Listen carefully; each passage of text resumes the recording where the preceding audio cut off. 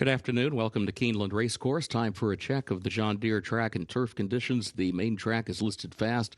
The turf is firm. The rail at 10 feet today on the turf course. Now the changes, beginning of the first race, where the first of the day's rolling doubles and pick threes will begin. Also started the early pick five, no carryover. In that opener, scratch the 4, Getting By. Scratch the 6, Nat Gas. And scratch 7 on the level. That's in the first race. Scratch 4, Getting By. Scratch the 6, Nat Gas. And scratch 7 on the level. Second race, start of the early pick 4. In that second race, scratch number 3, Battle Warrior. Also scratch number 8, Bernie Dot. Scratch the 9, Open Court. Scratch 14, La Bombo. And scratch 16, Air Rate. That's in the second race. Scratch number 3, Battle Warrior. Also scratch 8, Bernie Dot. Scratch 9, Open Court. Scratch 14, La Bombo. And scratch 16, Air Rate. Please note number 13 draws into the race, Southern Bullet, jockey as programmed. Number 15, Halfway Joking, draws into the race, jockey as programmed. One other note in that second race, the 11, Tis My Hero, first time reported gelding. 11, Tis My Hero, first time reported gelding. Third race. Scratch the 4, Classicist, and scratch 5, Urban Planner. That's the third race. Scratch 4, Classicist, and scratch 5, Urban Planner.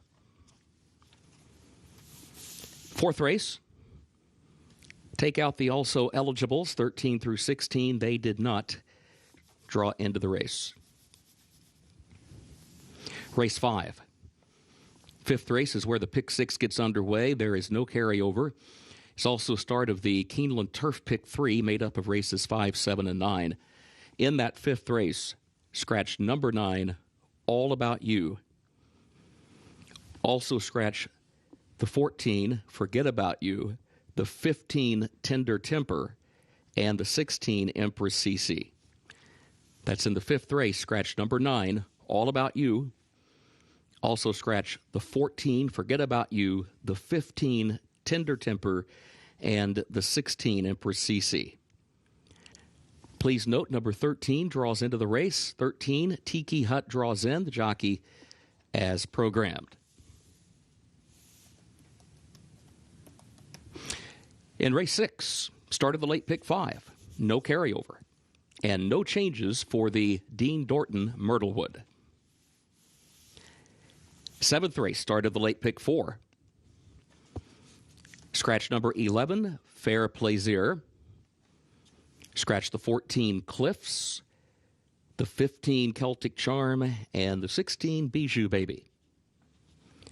That's in race 7. Scratch number 11, Fair Plaisir.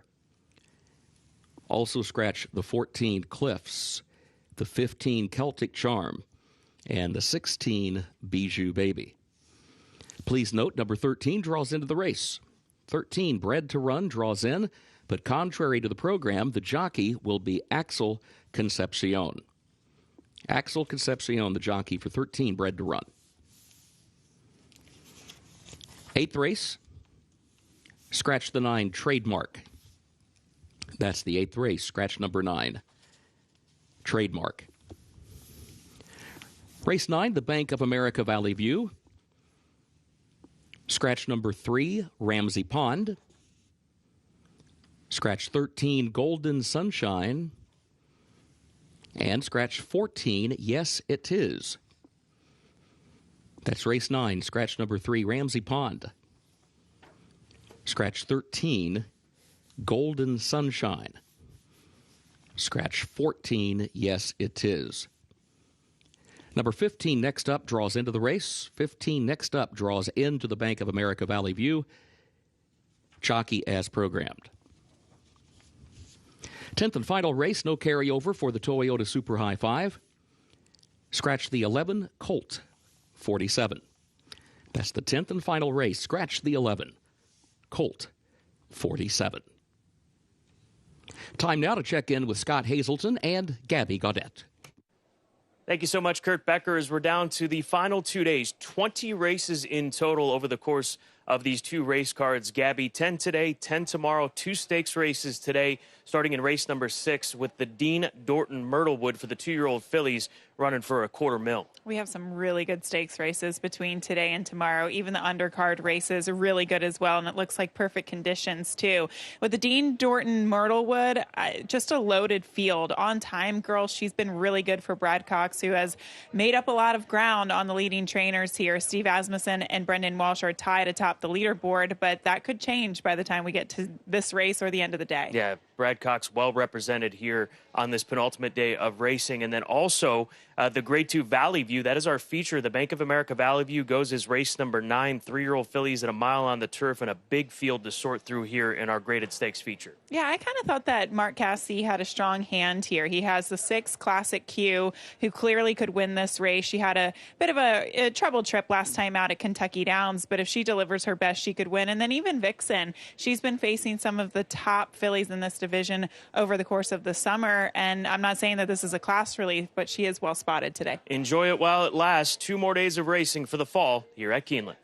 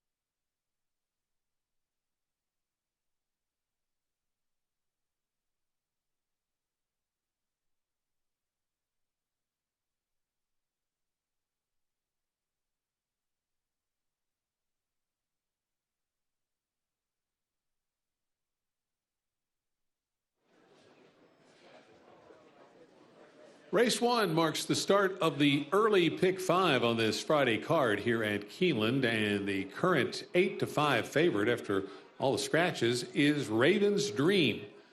Now, Raven's Dream really has been on the toes since coming into the paddock and looking very full of energy as the Raven's Dream comes up to this Friday afternoon engagement. He is trained by Steve Asmussen, and this is a chance for the Asmussen barn to grab the lead in the trainer title race. Currently tied with Brendan Walsh and 1 ahead of Brad Cox.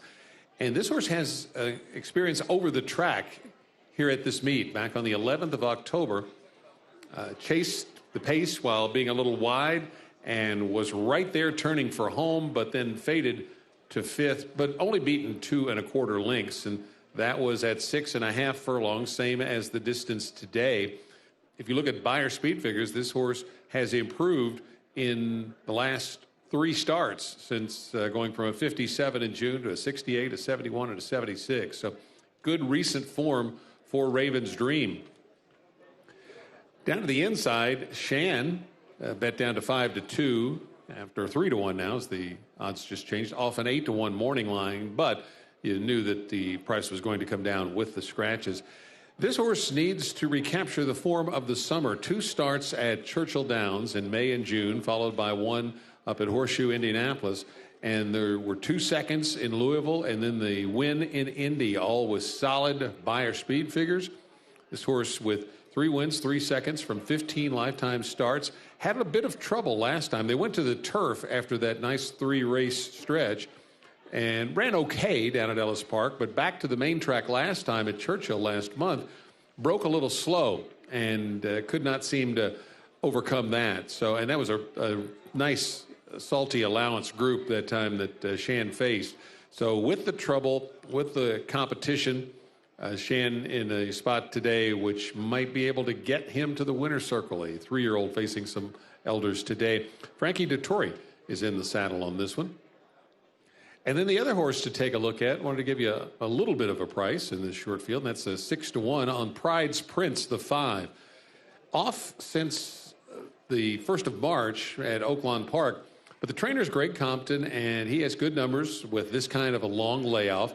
Also, good numbers with making the first start off a claim. He claimed this horse for $50,000 in that last start in March from the Asmussen barn. And now off a long layoff back here at Keeneland. And Christian Torres looking for a victory aboard Pride's Prince. And one local work here to get ready after a stretch of works up at Delaware Park this summer and early fall. So Pride's Prince at 6-1. If you want to take something other than the lower prices, that's one to take a look at. Early pick 5 getting started, and good luck.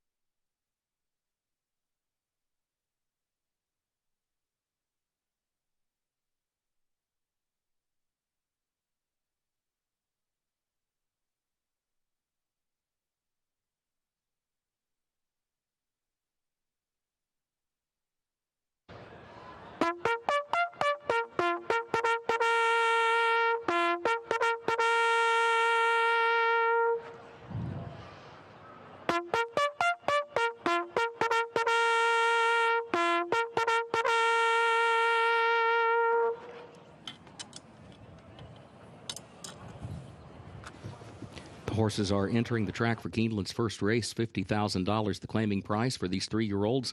6.5 furlongs over the main track listed fast. The turf is firm today with the rail at 10 feet. Double and pick 3 wagering start of the early pick 5, no carryover. Scratch number 4 getting by. Scratch the 6 Nat Gas and scratch the 7 on the level. Post time at 8 minutes.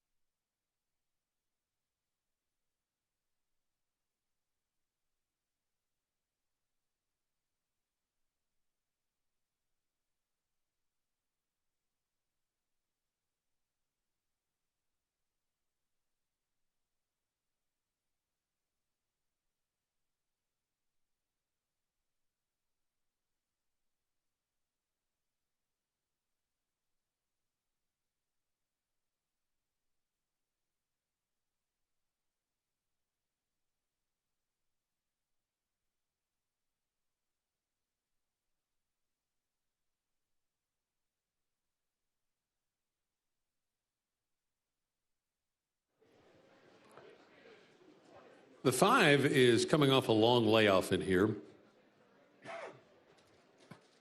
Going back to March at Oaklawn Park, won in wire-to-wire fashion that day and was claimed by the current trainer, Greg Compton.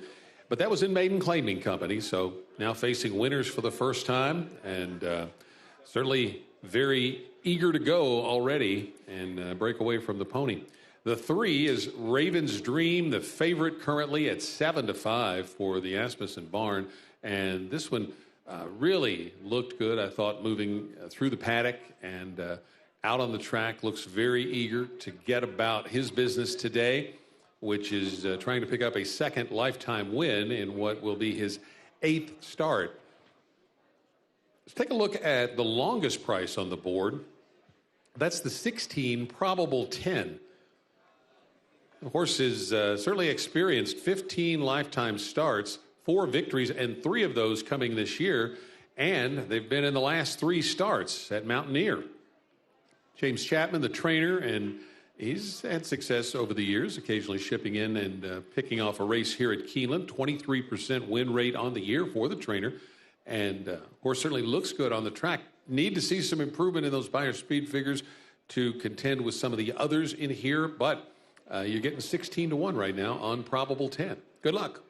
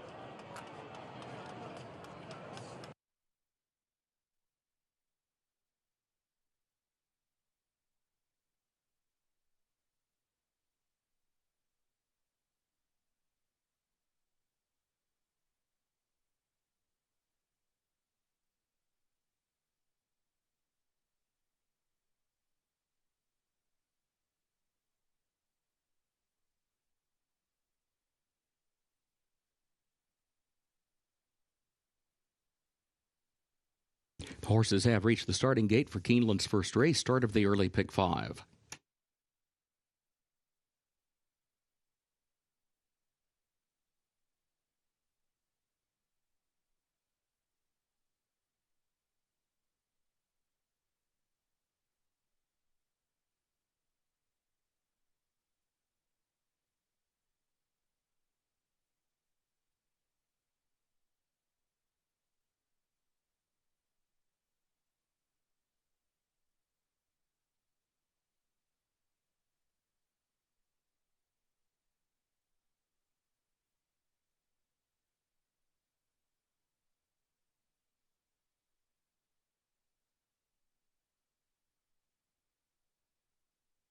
Moving into line, first race.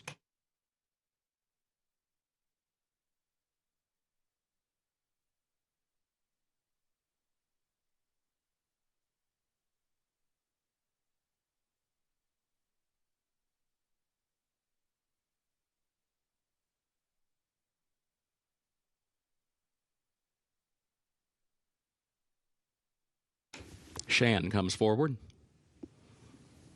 Innova walking up.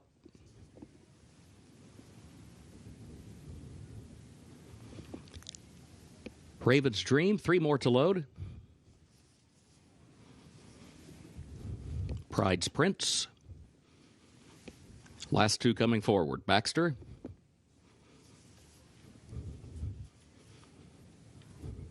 Probably 10, the last one.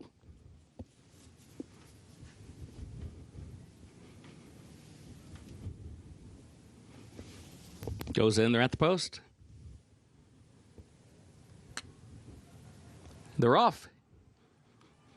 Shan was off just a step slowly, and here comes Pride's Prince out for the early lead. Innova there to the inside, moves up a close second, now begins to press the issue a bit more as Raven's Dream will go third, starts to move up pretty keen to go on here early and swings toward the outside up to challenge for second, and now just off the leader's flank goes Raven's Dream. Probably 10 is next, and then followed by Baxter and Shan. After that slow start is the trailer. 22.04, that was the time for the opening quarter. Onto the far turn they go. Raven's Dream moves up to the outside of Pride's Prince, and that's the battle for the lead.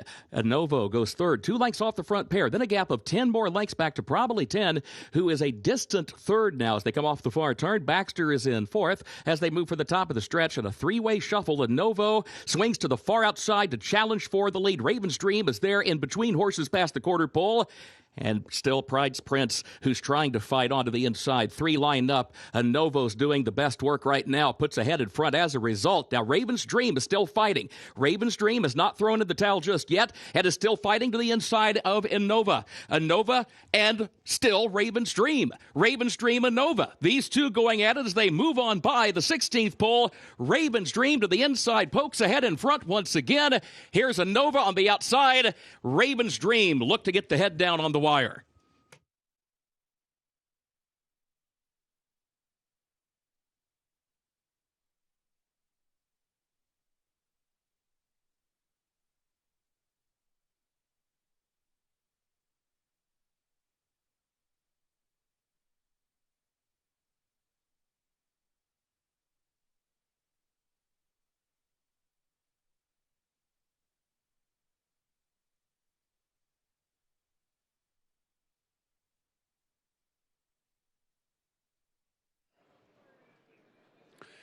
Hot early pace here for Raven's Dream to be contesting. It just shaded 45 seconds for the first half mile.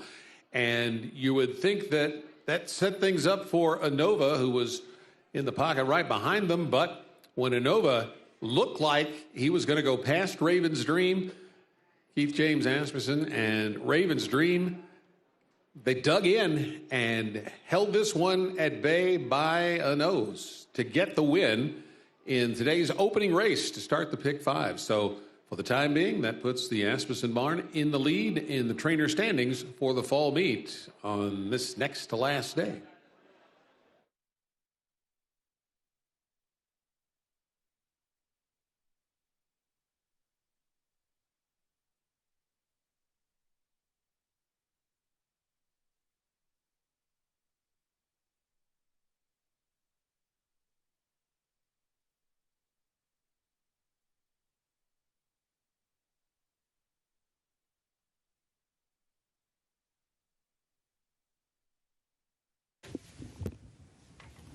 Unofficial results of Keeneland's first race: 3 Ravens Dream finished first, 2 Innova second, 1 Shan was third, 5 Pride's Prince fourth. 3-2-1-5 unofficial.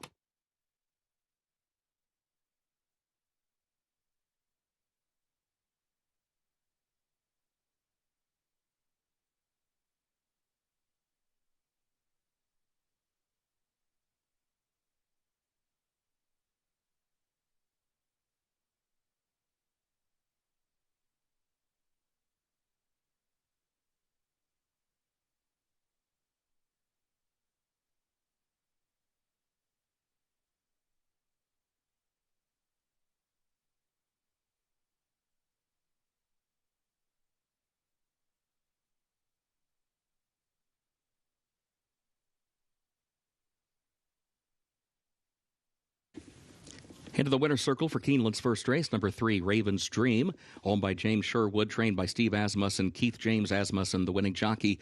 Raven's Dream, a 3-year-old Ridgeling by Liam's Map out of Sally Ride by Tappet, the winner bred in Kentucky by the H&E Ranch. 1 minute 18.6 for the 6.5 furlongs over the fast main track.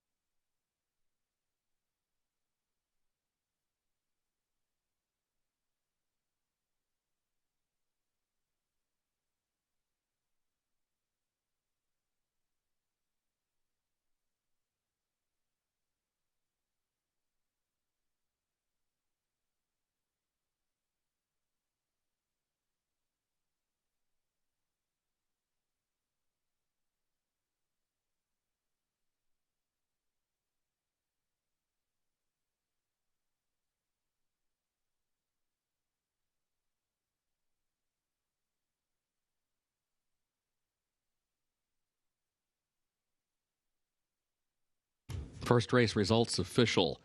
3-2-1-5, the official results.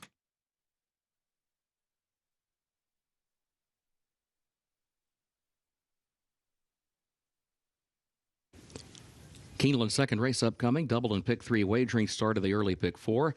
Main track is fast and the turf is firm today. In the second race, scratch number 3, Battle Warrior. Also scratch the 8, Bernie Dot. Scratch number 9, Open Court. Also scratch the 14, Labombo, and scratch 16, Air Rate. A reminder, 13, Southern Bullet draws in. Jockey as programmed. 15, Halfway Joking draws in. Jockey as programmed. The 11, Tis My Hero, first time, reported gelding.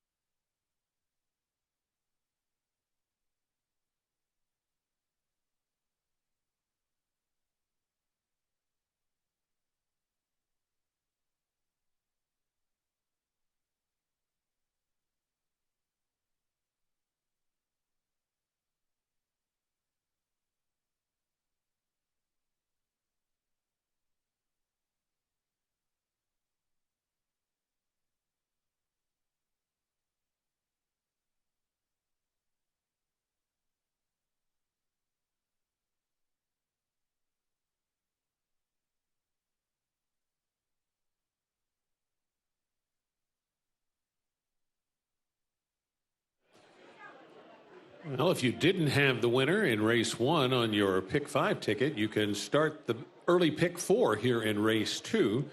And Tyler's Turn, no doubt, is one that is being used by a lot of folks because Tyler's Turn has dropped from an 8-1 morning line down to 4-1 right now from the barn of trainer Kenny McPeak.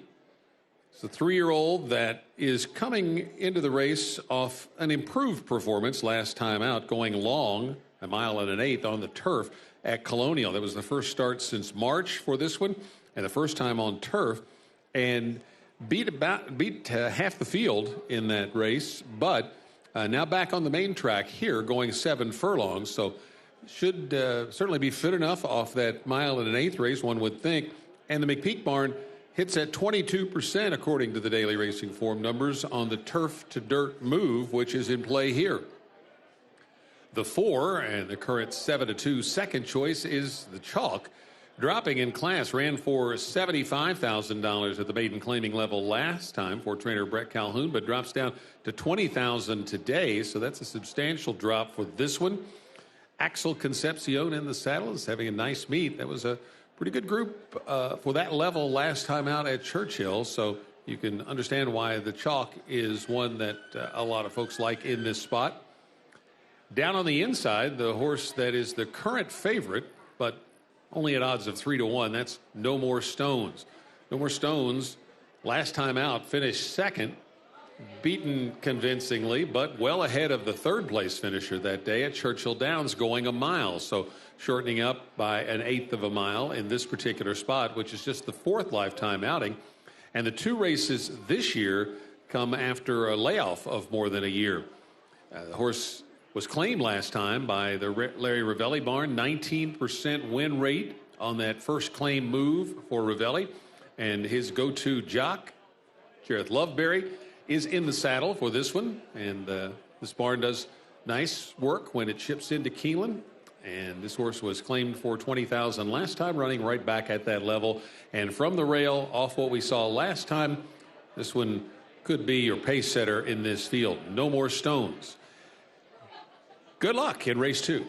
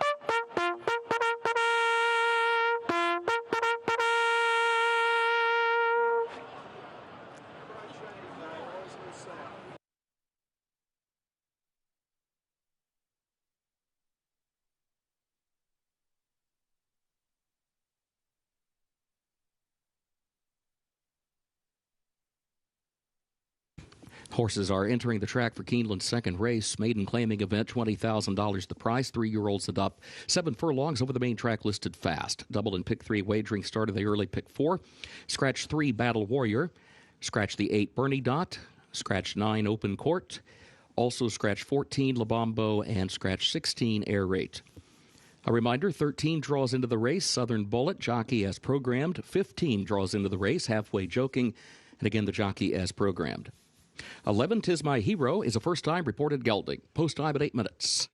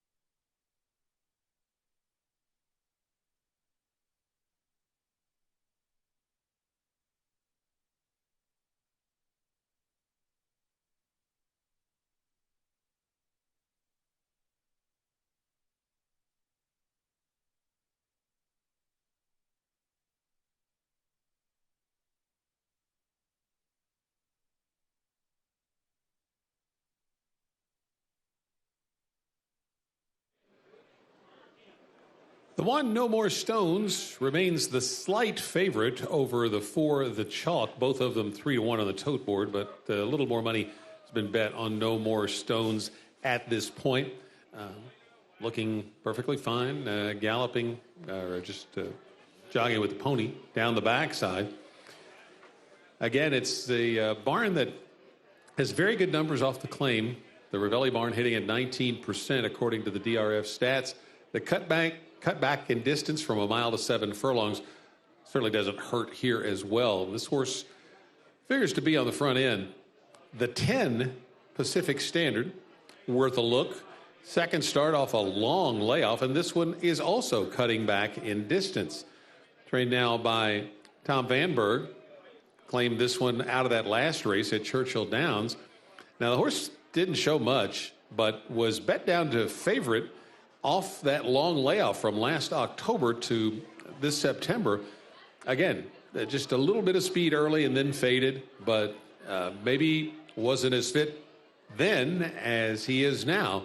Francisco Arrieta's in the saddle on this one, which may have a little more early speed than it looks if you go off that race, really the first 2 starts last fall up at Horseshoe Indy. The other one we want to talk about is the 11, 'Tis My Hero, who's taken a little bit of money, 5-1 down from 8-1. This one also coming off a disappointing effort, but that was way back in May. It was claimed out of that start by the Rohan Crichton barn. Good numbers off the claim there. This one shows a couple of nice works in the last 2 moves over the training track at Churchill Downs in Louisville. And this horse did run third in his only start over the main track here at Keeneland. It was a distant third in October of 2023, but it was at this 7 furlong distance. And the horse has a second and a third from 2 starts at this 7 furlong trip. And Jaime Torres in the saddle, knows how to get one out of the gate fast, and that would be helpful from that outside post position for 'Tis My Hero, the 11. Good luck.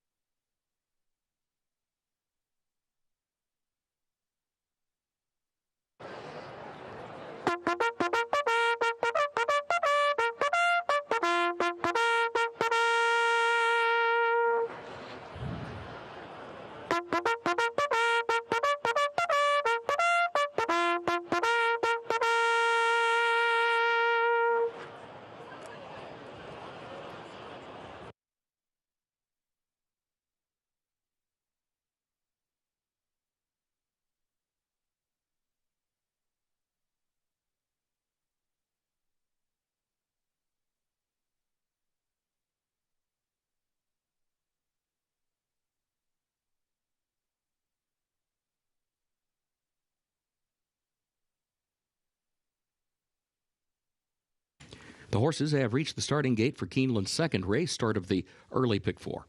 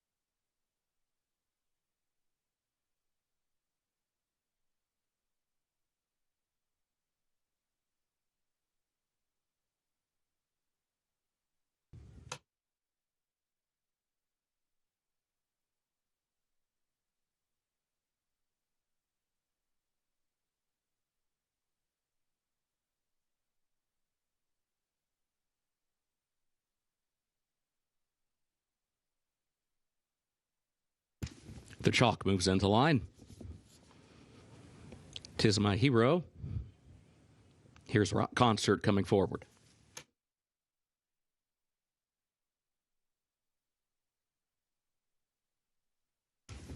Harbe. Tyler's Turn. Southern Bullet. Halfway Joking. The last one goes in at the post. They're off.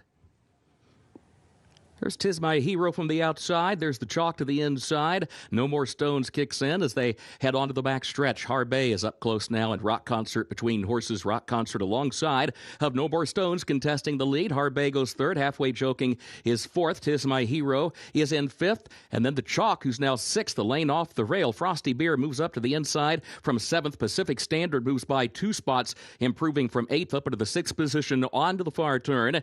It's followed by Southern Bullet, who's wide, about 5 wide in 10th. Then a gap of 6 more lengths. Or Magique is next to last, and Tyler's Turn is trailing. 22.5 seconds was the time for the opening quarter. Harbe to the outside is up to challenge Rock Concert for the lead. Harbe puts ahead in front. Pacific Standard goes third. Halfway Joking is fourth on the outside. Then a gap of 5 more lengths. 'Tis My Hero is in fifth position as they roll off the far turn. Southern Bullet sixth on the outside, still nearly 10 from the front, though. Quarter mile to go.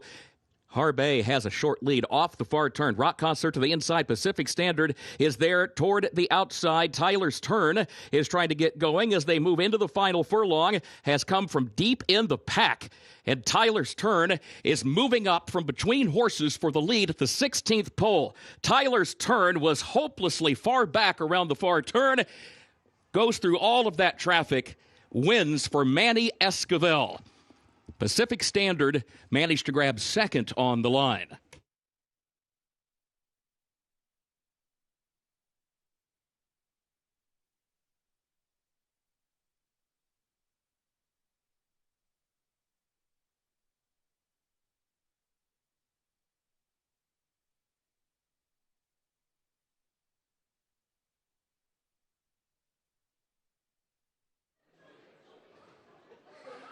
Nice ride there on Tyler's turn, coming from well back, as you heard Kurt Becker with the call, and finding an opening and exploding through the hole.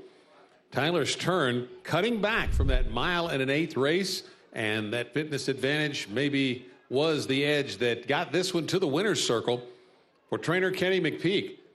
And the 10 and the 11 get up, it looks like, for second and third. So 12-1 over 13-1 in the top two slots in race 2 here at Keeneland, and Tyler's turn, hip number 4173 in the upcoming Keeneland November sale.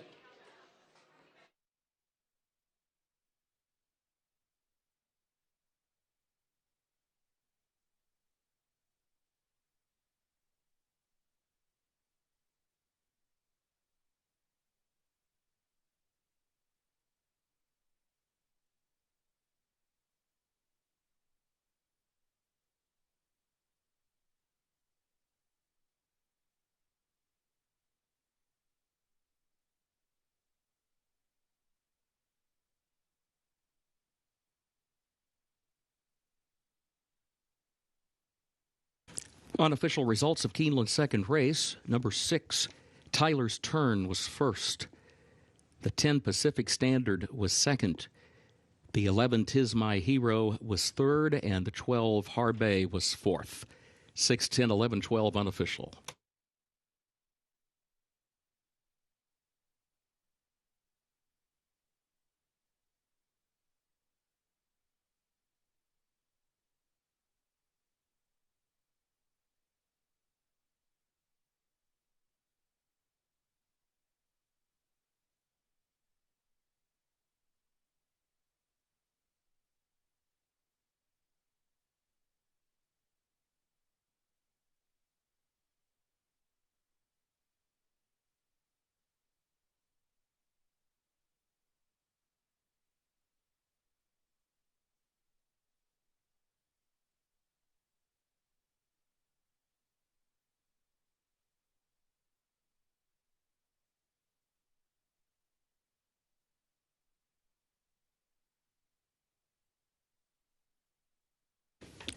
And the winner's circle for Keeneland's second race, number 6, Tyler's Turn. Owned by Shamrock Stables LLC of Rob Hutcherson, owned by Jim Watson, Magdalena Racing of Sherry McPeak and others, trained by Kenny McPeak, Mandy Esquivel, the jockey. Tyler's Turn, a 3-year-old son of Improbable, out of Bacata by King Mambo, bred in Kentucky by Tony Holmes. 7 furlongs, 124.98 over the fast main track.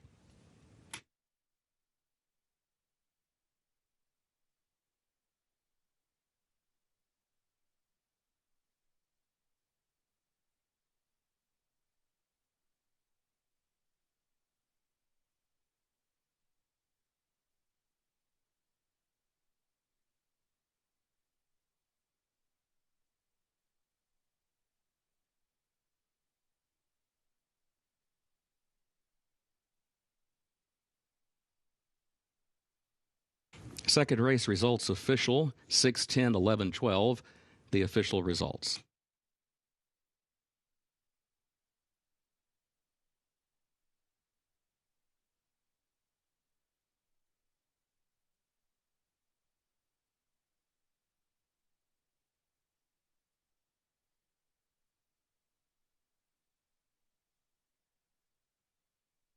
We direct your attention to the winner's circle at this time. Bank of America is pleased to award 2 Bank of America Neighborhood Builders Grants. 1 to Lexington Habitat for Humanity, 1 to Habitat for Humanity of Metro Louisville, for a total of $400,000. Accepting the $200,000 donation on behalf of Lexington's Habitat for Humanity is Daryl Naher, CEO, and accepting the second $200,000 on behalf of Habitat for Humanity of Metro Louisville is Rob Block, CEO. Representing Bank of America Kentucky, President John Gardner and Market Executive Tracy Taylor. Bank of America Neighborhood Builders Program provides funding and leadership training to nonprofits that are advancing economic mobility and building up underserved neighborhoods. This year's signature program award of $400,000 supports sustainable housing in Kentucky. The Habitat for Humanity chapters serve Lexington and Louisville by bringing people together to build homes, community, and hope through affordable housing solutions of homeownership and home repair. Please join Keeneland in thanking Bank of America and recognizing Habitat for Humanity.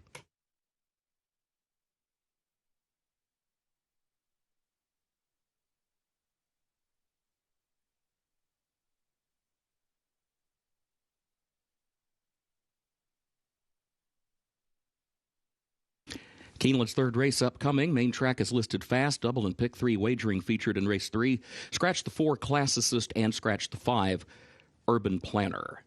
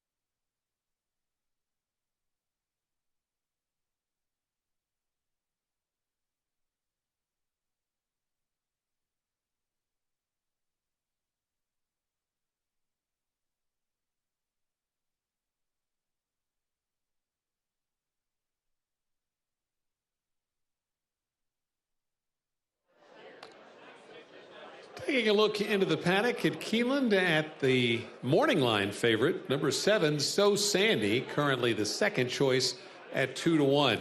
So Sandy is making his 6th start of the year at a 6th different racetrack.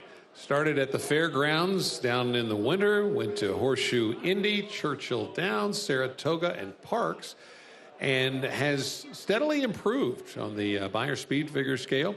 Couple of back-to-back wins in the spring and early summer, and then in the third start off that form cycle, just narrowly missed a Chancellor Patrick in the Keeneland Stakes at Saratoga, and from there, they put this horse into the Grade 1 Pennsylvania Derby and was the pace setter on a hot pace that day at Parks in Philadelphia, and fated to finish 4th, but only beaten 6 lengths behind Baeza, who was a decisive winner that day. So not a bad effort at all for So Sandy coming into this spot now as a much softer spot than a Grade 1, with it being 3-year-olds who have not won 2 races other than going a mile and an eighth here.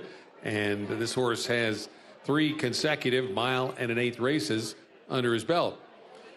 The current 8-5 favorite is an alum from this year's Kentucky Derby. That is Chunk of Gold. Chunk of Gold was the runner-up in the Louisiana Derby and went postward in the Kentucky Derby off that start. Got up to 6th at the head of the stretch, but then faded to 9th behind Sovereignty on that sloppy track at Churchill Downs. Jose Ortiz riding this one for the first time today for trainer Ethan West, who will have his horse actually cutting back slightly in distance from 1 mile and 3/16. Ran second to Brother Kenny, who's on the card later today. And so the previous race was a decisive win in the West Virginia Derby with a nice speed figure. So Chunk of Gold certainly in good form, and perhaps why he is the current 8-5 favorite. To the outside is Emergence. Brad Cox, one of the 3 trainers battling for the trainer's title here at the fall meet. Emergence is coming out of races on the turf the last 2 times. Third, beaten less than 2 lengths last time out at this class level at Kentucky Downs. That was on Labor Day weekend. Before that was at Ellis Park and a good 4th on the turf to a good field there. So the horse has been steadily improving in the starts since that layoff from March to May, but trying the fast main track for the first time in this spot is Emergence. Best of luck with your wagers on race 3 at Keeneland.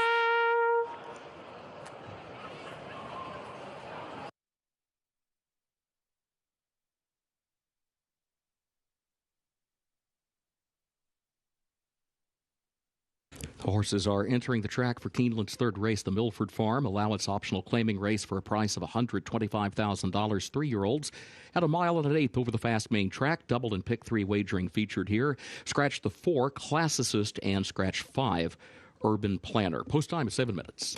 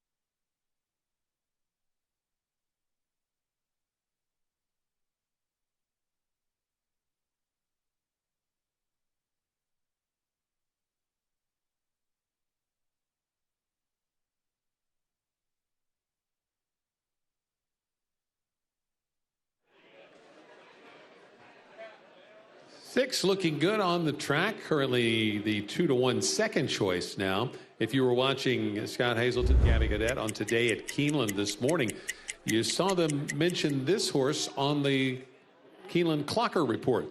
And that was for the workout here at Keeneland on the 18th of October, a half mile in 49 1/5.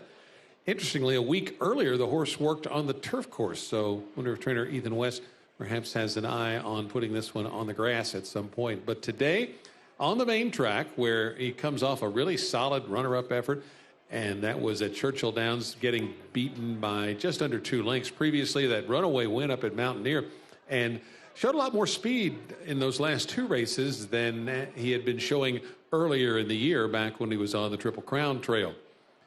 The one, So Sandy, I mentioned that this is the 6th start at 7 horse, So Sandy, 6th different start at 6 different racetracks. And this will be the 5th different rider, Luis Saez, aboard for the first time. So Sandy moving well, galloping down the Keeneland backstretch. And this also a horse that should be up on the early pace. So the 2 top betting choices, 9-5, So Sandy, 2-1, Chunk of Gold, figure to be banging heads early on the pace here in this third race.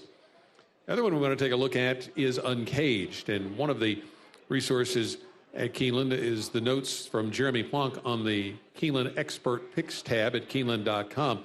Jeremy mines the database here at Keeneland for trends and statistical nuggets. And one of the nuggets is that Todd Pletcher has the most wins of any trainer in the database in 1 1/8 dirt races, which is what we have here. And Uncaged is making the second start off a layoff. His previous start back in June was in the Grade 1 Belmont Stakes. Finished 7th that day behind Sovereignty.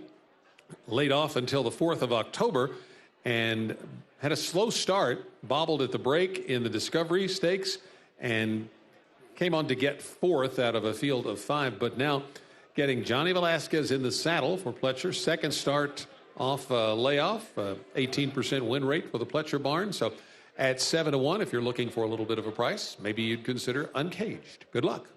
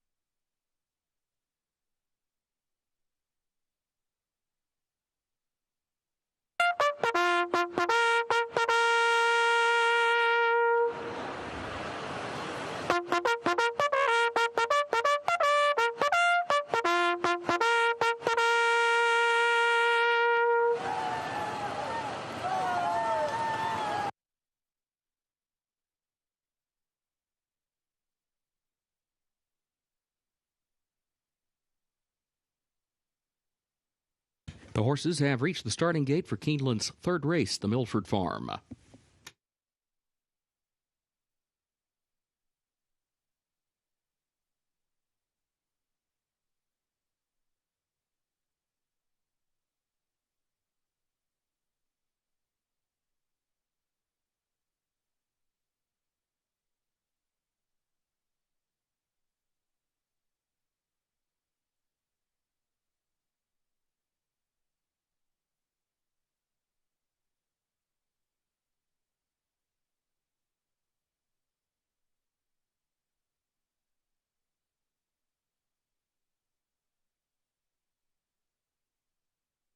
Moving into line, third race.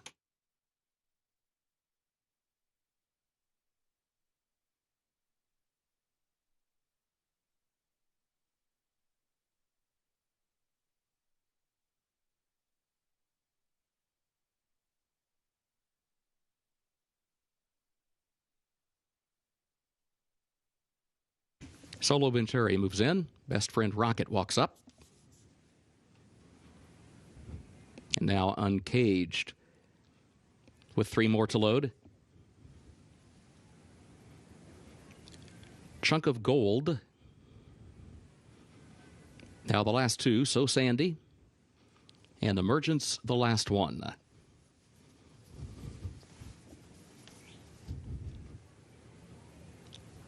Goes in, they're at the post. They're off. There goes So Sandy with Chunk of Gold. These two come right to the front of the opening strides, and Solo Venturi gets away in third. Chunk of Gold will have the lead heading into the first turn. So Sandy will go second just off the leader's flank as they swing around the turn with Solo Venturi in third. Best Friend Rocket is in fourth. Emergence alongside of that one fifth, now moving up fourth by a neck, and then a gap of 8 more lengths back to an unhurried Uncaged as they move off the first turn. 23.82 seconds was the time for the opening quarter. Chunk of Gold is the leader. Chunk of Gold leads at 3/4 of a length. So Sandy will go second. Emergence travels up third to the far outside, a length and a half off the lead. Got Solo Venturi right there to the inside, who sneaks up a closer fourth just behind the leader against the rail. Best Friend Rocket comes next, and Uncaged is the distant trailer midpoint of the back stretch. Back up front, Chunk of Gold continues to show the way. Chunk of Gold by 3/4 of a length after an opening half mile in 48.07 seconds. Now leads it by a length and a half, nearly 2 to So Sandy as they go to the turn. Solo Venturi looks for running room to the inside from third a half length. Emergence is fourth on the outside. Best Friend Rocket then better than a dozen more lengths back to Uncaged. They're midway on the final turn. Chunk of Gold is the leader, has the lead by 2.5 lengths to So Sandy. Solo Venturi is moving up from third, now to challenge for second, but still has to catch Chunk of Gold. Emergence still has 8 lengths to make up on the leader. 1/4 mile left to do it. Off the far turn they come. Chunk of Gold is the leader, has the lead by 3.5, 4 lengths now. as he works toward the 8th pole. Then further back, So Sandy still in that tussle with Solo Venturi for second. Emergence Grandstand side is fourth, but well behind Chunk of Gold. 16th to go, Chunk of Gold. Jose Ortiz, much the best here in Keeneland's third race. It is all Chunk of Gold. So Sandy did take second from Solo Venturi, and third, Emergence was fourth.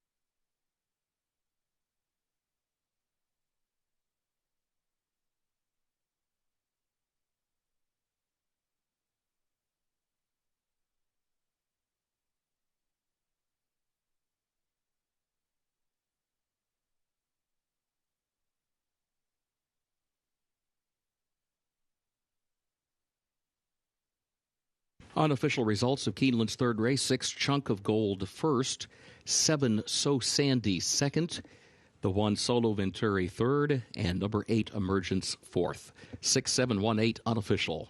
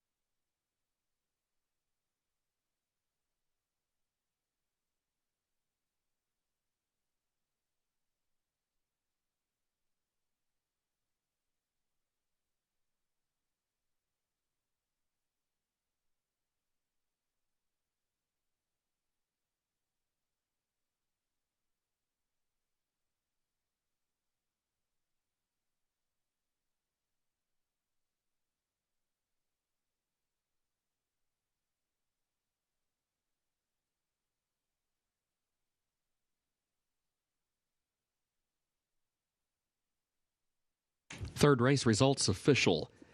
6, 7, 1, 8 the official results.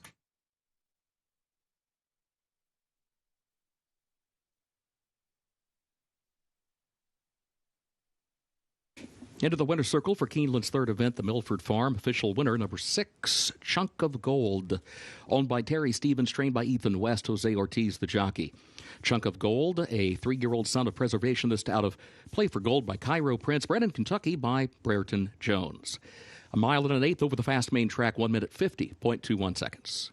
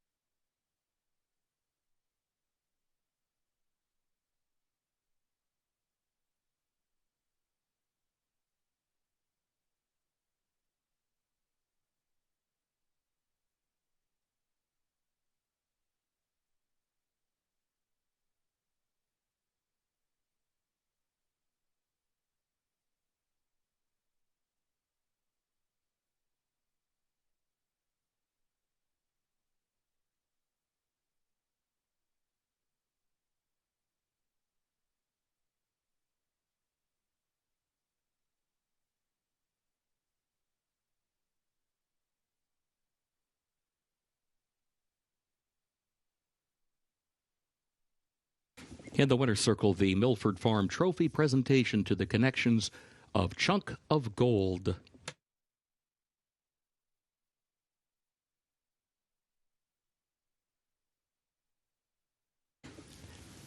Keeneland's fourth race upcoming, double and pick three wagering. Take out the also eligibles 13 through 16. They did not draw into the race.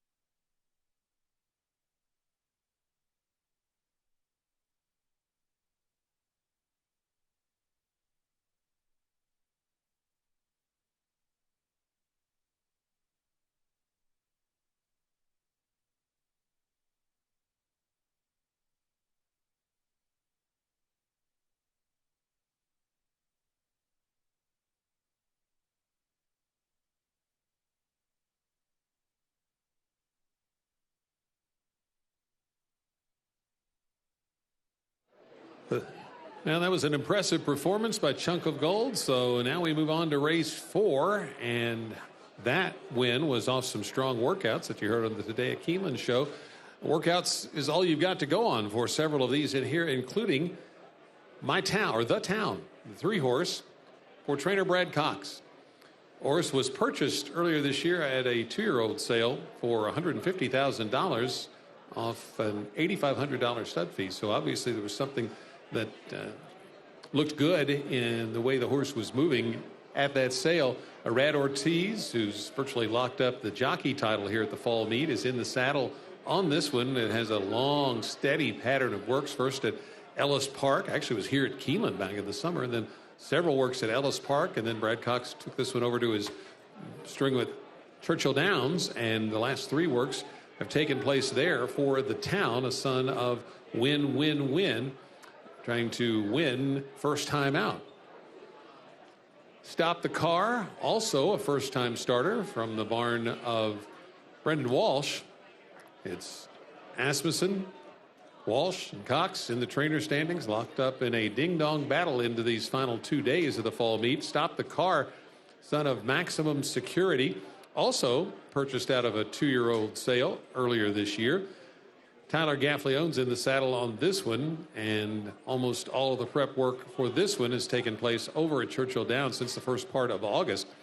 That's where Walsh has had this one training, and some nice moves in there. Couple at 5 furlongs, actually several at 5 furlongs for Stop the Car to help improve the fitness for this first start as a 2-year-old. And then on the outside, yet another first-time starter. And this one also coming out of a purchase at a 2-year-old sale earlier this year. Phantom Slayer for trainer Norm Cassie.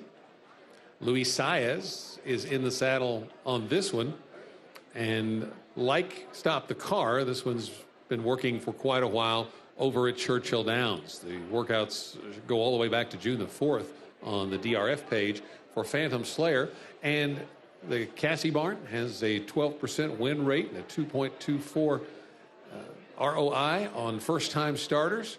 We know that Brendan Walsh, Brad Cox, they have good numbers with first-time starters, as do others in here. So a wide-open affair, and that's reflected in the wagering behind The Town, who is the 8-5 favorite. Otherwise, it's pretty spread out. Good luck.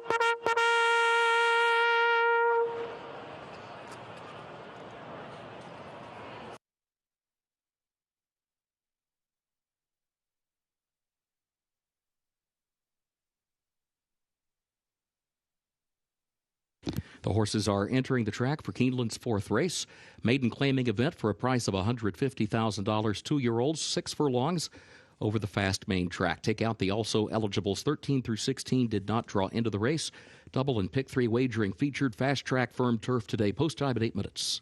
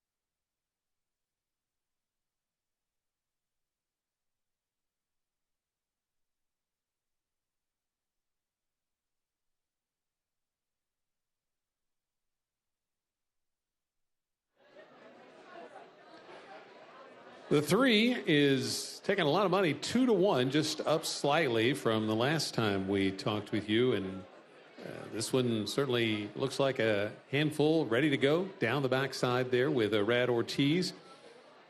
Brad Cox needing a win to move a little closer in the trainer standings and trying to get it here with a first-time starter.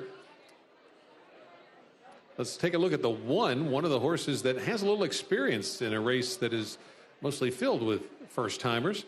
That is Emancipation for trainer Wayne Catalano. 2 starts under the belt for this son of Independence Hall.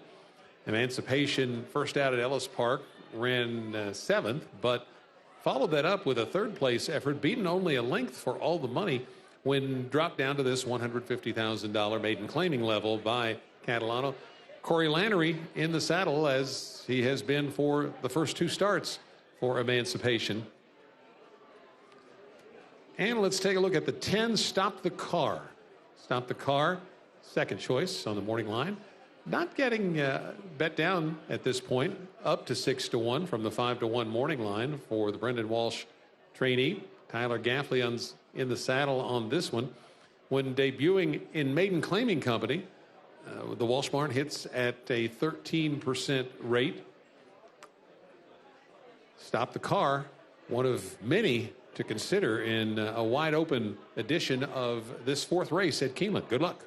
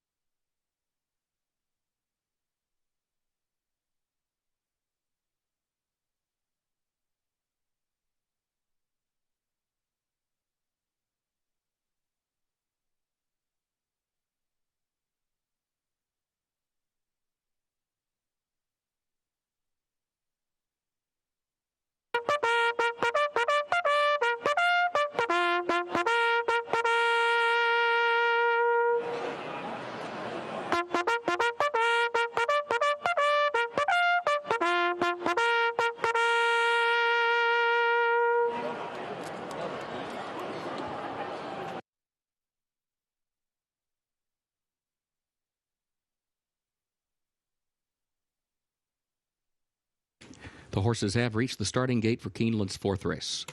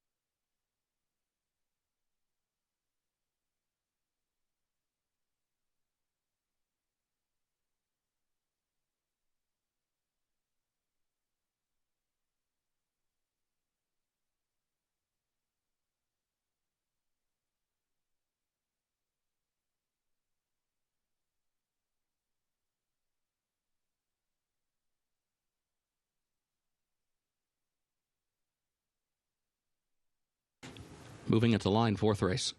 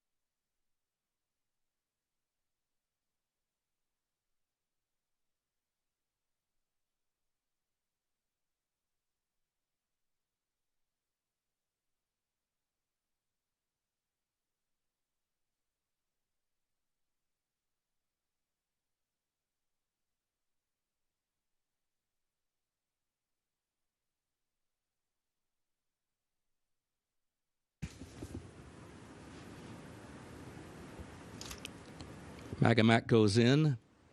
Halo Music comes forward. Also Stop the Car.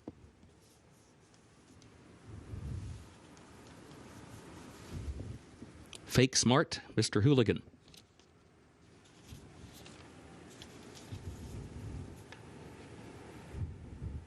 Phantom Slayer, the last one. Banker's Jet goes in. Phantom Slayer walks up.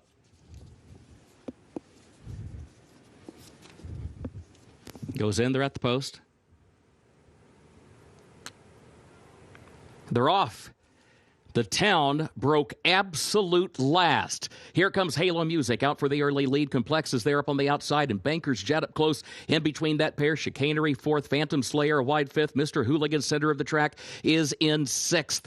And then Stop the Car between horses seventh. Emancipation moves up 2 spots to the inside from eighth. The gap of 3 more lengths back to Fake Smart in the 9th position. Magamac is in 10th. Camino is 11th. The town is last of the 12. 22.34 seconds was the time for the opening quarter. Onto the far turn, Banker's Jet right alongside of Halo Music contesting the lead. Complex is there as they round the turn. Chicanery moves up wide on the far outside, up into fourth, now up into third as they come off the turn. Phantom Slayer and then Emancipation, who's looking for some running room back toward the inside. Mr. Hooligan behind horses as they turn for home. Halo Music has the lead. Emancipation inside, Chicanery outside. Emancipation is looking for racing room, hasn't found it yet. They're into the final furlong. Chicanery is there. Halo Music, Emancipation desperately trying to get through from between horses, and here he comes. Halo Music, Emancipation, Stop the Car, mows them all down in the final strides for Tyler Gaffalione.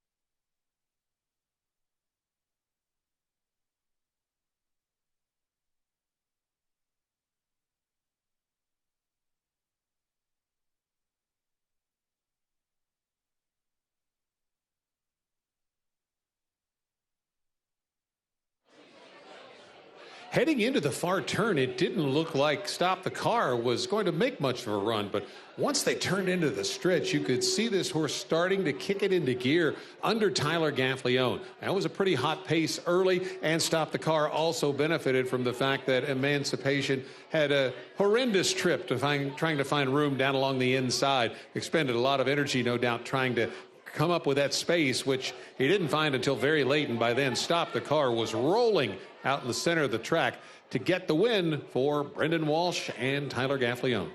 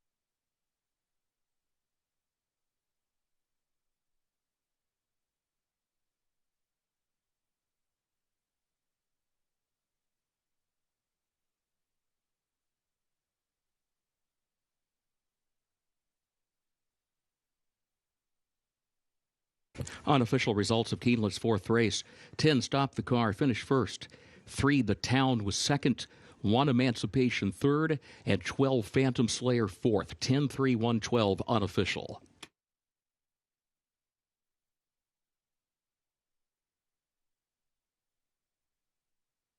In the winner's circle for Keeneland's fourth race, number 10 Stop the Car, owned by Trade Winds Farm of Tom DeAmbra, trained by Brendan Walsh, Tyler Gaffalione, the jockey. Stop the Car, 2-year-old son of Maximum Security, out of Pussyfoot by Tisnell, bred in Kentucky by the Gary and Mary West Stables Incorporated. 6 furlongs, 1 minute 12.57 seconds over the fast main track.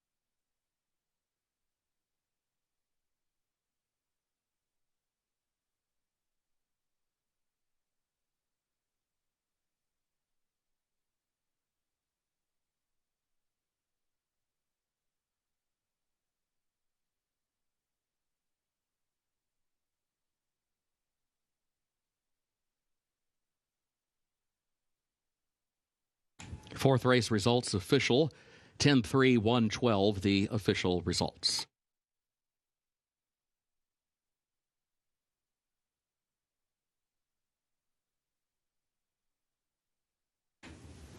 Keeneland's fifth race upcoming, double and pick 3 wagering, start of the pick 6, no carryover, also start of the Keeneland Turf pick 3. Scratch number 9, All About You. Also scratch the 14, Forget About You, the 15, Tender Temper, and the 16, Empress CC. 13 draws into the race, 13, Tiki Hut draws in the jockey as programmed. The turf is firm, rail at 10 feet.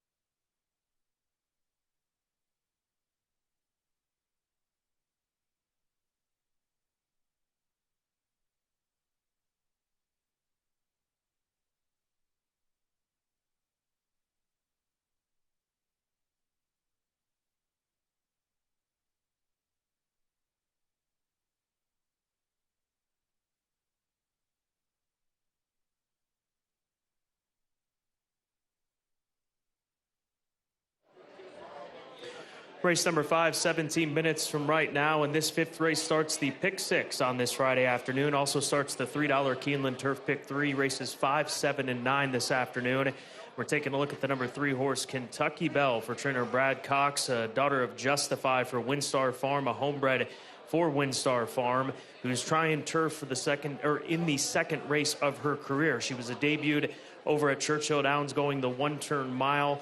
She broke about mid-pack or back of the pack, but made progress over the course of that 8-furlong run to end up finishing third. So getting an opportunity here to try the turf. We have seen Justify Colts and fillies do well on both surfaces. You've got to keep in mind, obviously, Justify, Triple Crown champion, Horse of the Year on dirt, but there is a number of Justify runners throughout the world, for that matter, that have done big things on the turf course, including a horse like City of Troy, who was the Epsom Derby winner from last year. So taking that move over to the turf course, getting the opportunity to go 2 turns, and I would imagine see what they've got as far as options on down the line. She's in a very good spot here, in my opinion, having that race under her belt and solid run under her belt here to take a nice step forward in this second career start. So we'll go with Kentucky Belle and trainer Brad Cox as he saddled up this filly, and he'll be legging up Irad Ortiz Jr. in the next 5 or so minutes. The second choice for this race is the number 6 horse. That is Anthenix for trainer Michael Campbell. This is a Good Magic filly for Melon Patch, and a filly by Good Magic that tried turf at Colonial and took a nice step forward in her racing career. And that was the first time that she got an opportunity to go 2 turns after sprinting on the main track at Colonial. She was the beaten favorite in her first 2 starts, and then perhaps she fell out of favor with individuals as far as the handicapping was concerned, and she went off at 6-1 and ran I think a better race. So right now sitting at 11-1 with Luis Saez taking the call. I think that she's definitely a live runner, and she's shown the ability to be forward in different type of pace scenarios, whether it be slower or faster. So we'll see what Anthenix has in store here today in race number 5. And then finally, the number 4 horse, Improbable You for Jonathan Thomas. 6-1 on the board. Couple of seconds so far, 1 at Del Mar, 1 at Colonial, both on turf. So she is the proven commodity as far as the surface is concerned, not necessarily Keeneland, but she's shown that she can go from Del Mar to Colonial. Why can't she come here to Keeneland Racecourse and put together a similar run that would be good enough to handle this group here this afternoon? So she is currently 6-1 on the board, making her the 3rd choice in the wagering. Race number 5 starts our pick 6, starts the $3 Keeneland Turf Pick 3. Races 5, 7, and 9. We're less than 14 minutes away from post time.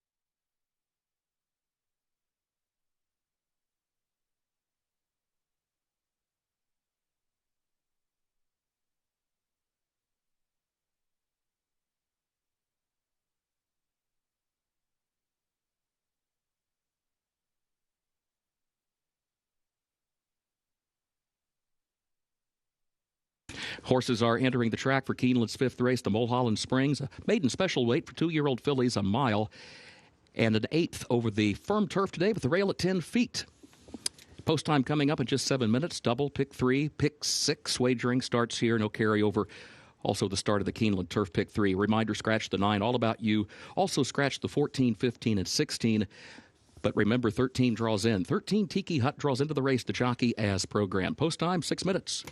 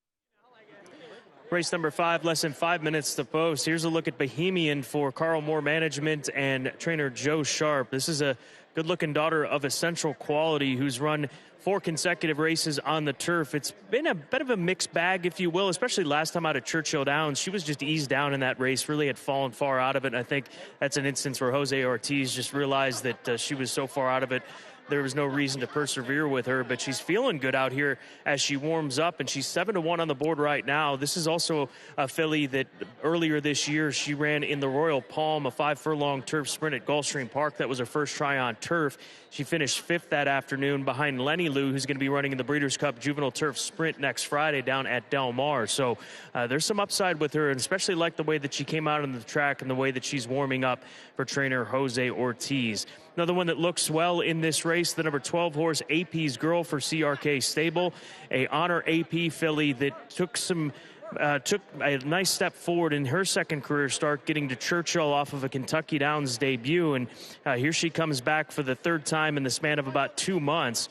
And she's currently sitting at 16-1 on the board right now. So like the way that this Honor AP filly looks, that is AP's Girl for CRK Stable and trainer Peter Urton. And then finally, the 11 horse, 4-1 on the board, counterintuitive for Klarovich Stables, a filly by Not This Time, a Keeneland September sale graduate from 2024, just last year in September, that was purchased for $285,000. Counterintuitive currently on the left-hand side of the screen, and we kick it back to September of last year when she came through the Keeneland sales ring and the hammer dropped at $285,000. She's a daughter of Not This Time, that leading sire who's going to be represented in the Breeders' Cup next week with 10 runners. He is the leading sire as far runners, Breeders' Cup runners, with 10 horses pre-entered in the Breeders' Cup. So we'll see how Counterintuitive gets on for Chad Brown and Klarovich Stable as they teamed up for a win yesterday here at Keeneland Racecourse. Good luck in the Pick 6, the $3 Keeneland Turf Pick 3, and all wagers involving race number 5. We're 3 minutes away from post time.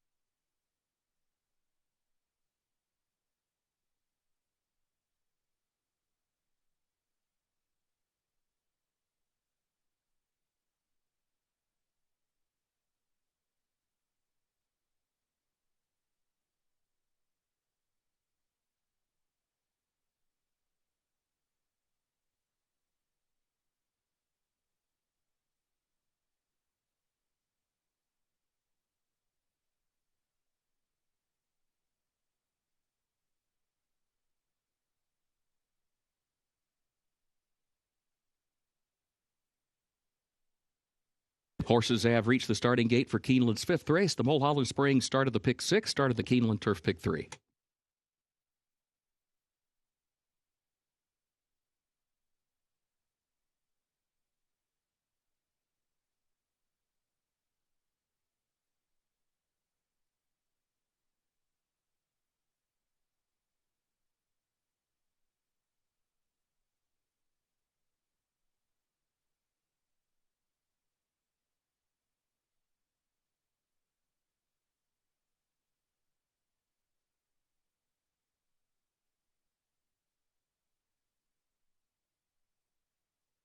Moving into line race 5.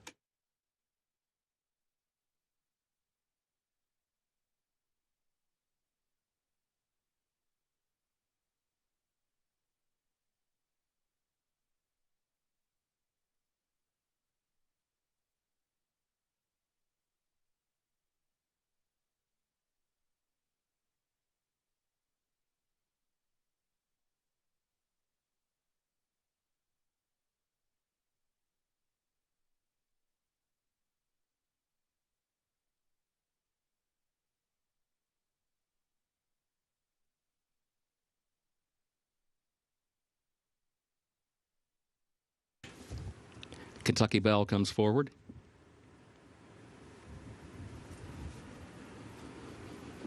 Improbable You. Counterintuitive.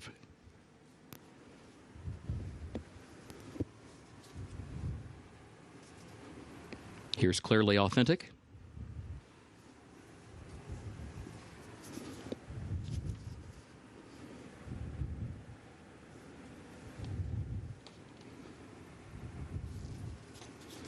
A Phoenix walks up.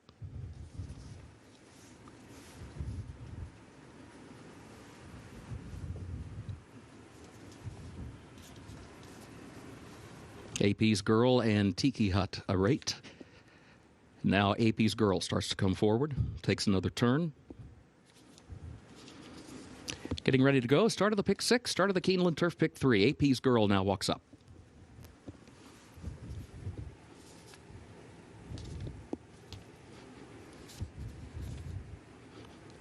Tiki Hut will be the last one.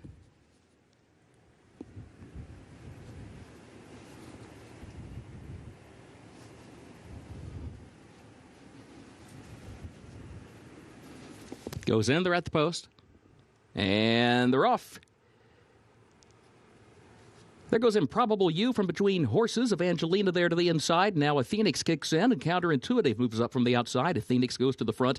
Counterintuitive will go second. Evangelina third. Improbable You with an awkward move there between horses. Had to check out of some traffic down tight toward the rail as they head to the first turn. A Phoenix is the early leader, 3/4 of a length. Counterintuitive goes second. Tiki Hut is third. Easter Promise a wide fourth. Evangelina fifth. Improbable You is in sixth. Clearly Authentic is in seventh. Kentucky Belle eighth toward the inside. Then Temeraire is in ninth. Bohemian 10th, a gap of 6 more lengths. Back to the two trailers, Un Kadam and AP's Girl last. 22.84 seconds was the time for the opening quarter. A Phoenix, the leader, Counterintuitive between horses second, just a half length off the lead. Tiki Hut third, up on the far outside. Evangelina fourth down toward the inside. Improbable You goes fifth from in between horses. Easter Promise sixth to the far outside. And then Kentucky Belle in seventh, working about 6 lengths off the lead. Clearly Authentic, Temeraire, Bohemian, AP's Girl, and Un Kadam, who's last.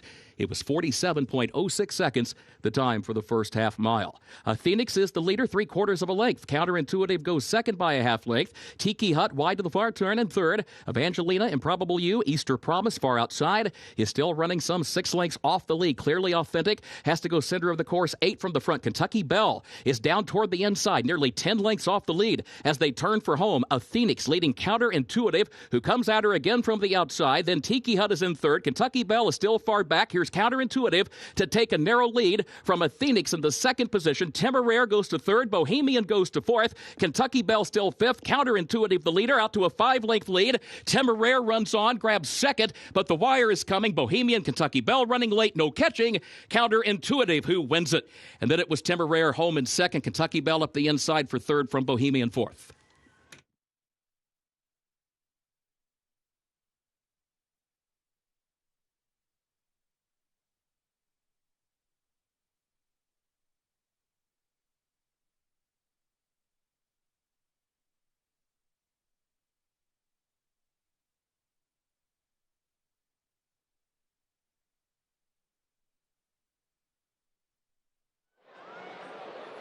Counterintuitive, the Keeneland September sale grad from last year, pulling this one off at odds of 4-1. She said a beautiful trip right off the pace set by a Phoenix, the number 6 horse, who backs down and she goes on with it and has a big jump on the rest of her competition. A second win in 2 days for Clarivate Stables and trainer Chad Brown right here at Keeneland, and another winner for the sire, not this time, this fall here in Lexington.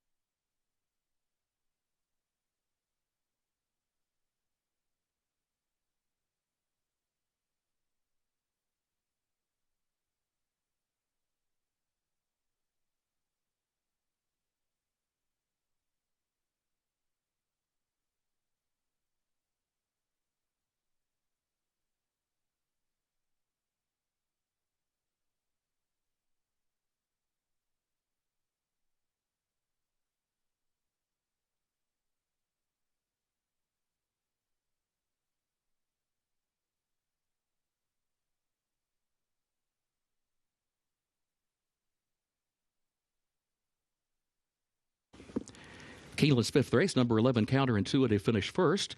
7, Temeraire was second. 3, Kentucky Belle third. The 8, Bohemian fourth. 11-7-3-8 unofficial.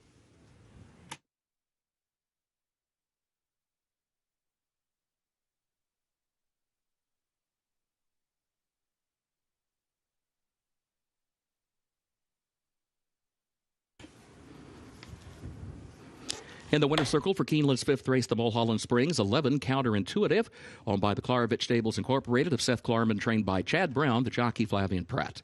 Counterintuitive, a 2-year-old filly by Not This Time, out of Scarre by Ghost Sapper, bred in Kentucky by Dr. John Cummins.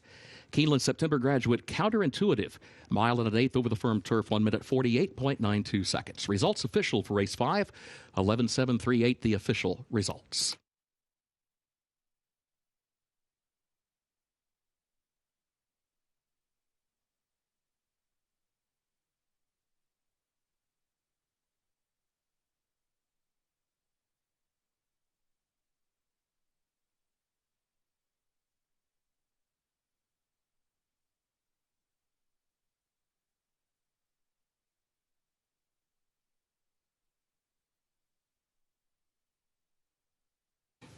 Early pick 5 pays on 5 of 5 with a consolation 4 of 5. In the winner's circle, the trophy presentation for the Mulholland Springs to the connections of Counterintuitive.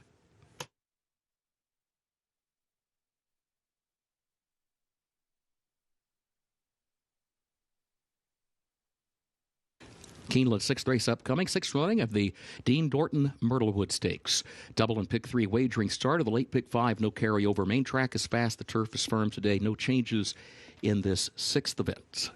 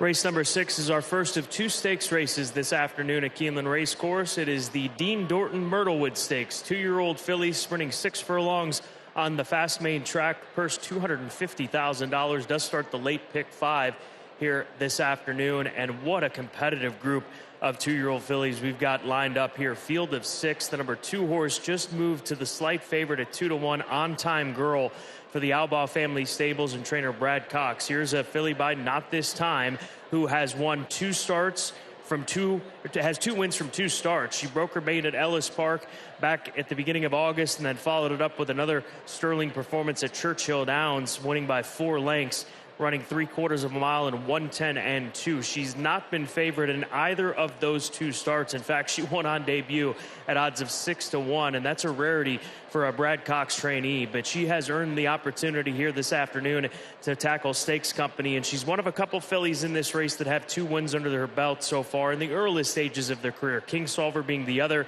as well as Woodstock, the number 5 horse. But I just can't find any holes in this filly's ability based on the fact that she's been quick in those races. She can lay off the pace. I think if you take a look at the way that she's won, she hasn't had to have the lead in either of those 2 starts, and she's drawn off from her competition in both of them. Irad Ortiz is going to be in the saddle. On Time Girl probably going to get around the 2-1 price because of how competitive this group is, but that is my top selection in today's Dean Dorton Myrtlewood Stakes. King Solver down on the inside is my second selection, the number 1 horse. She's the most experienced of this group of 2-year-old fillies. This will be her 5th career start. She was a winner here at Keeneland at the beginning of the meet for Rudy Brisset. In the race prior, she was second in the Debutante Stakes behind Chopsticks. She won the Schuylerville, broke her maiden in the Schuylerville, one of the early stakes races of each Saratoga summer meet. But she's drawn post position number 1 in her last couple of starts, and she's done well with it. So this is a comfortable position for her, given what we've seen in those last 2 starts between Keeneland and Ellis Park. So King Solver at 7-2, daughter of Omaha Beach, a 2-year-old purchase down in Ocala, Florida earlier this year in March, in fact, for $95,000. And she has been quite a return on investment, having made nearly $200,000 in a short span of time. And then finally, the number 6 horse to the outside, A Fine Chardonnay, for trainer Ian Wilkes. There she is, a daughter of McLean's Music, who shocked some folks at Churchill Downs. In fact, the majority. She was 45-1 when she won on debut on the 11th of September, coming from off the pace. Should be plenty to set things up for her, and we'll see if these fillies can come back to her a little bit, because I think that's going to have to happen. But there's going to be plenty of speed in this race to allow her to apply that late running style if it comes into effect here today. She could also be sharper away from the starting gate. It's just a 1 race sample size, so can we really pinpoint her as a filly that's always going to be coming off the pace? I don't think we can do that, especially for a horse that's just making start 2 of her career. But a wonderful race coming up to start the late pick 5 here at Keeneland. It is the Dean Dorton Myrtlewood Stakes for 2-year-old fillies. Good luck.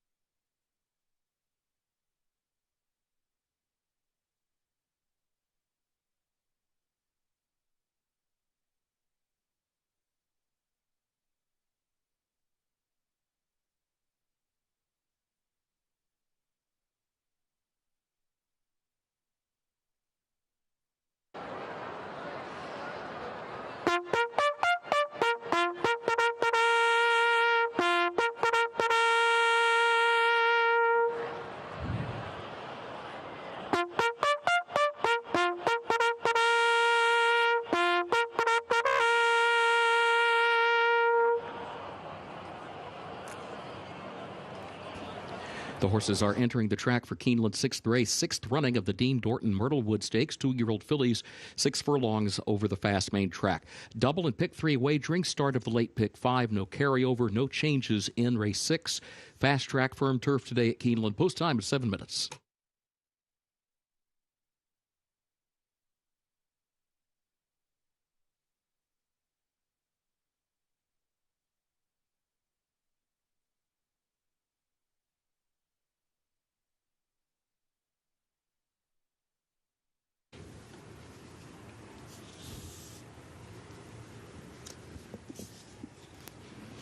Parading to the post, number 1, King Solver, owned by Storyteller Racing of Ted Nixon. Shrek Racing, Michael Shrek. Open Gate Horse Ventures, LLC of Butch Mosby.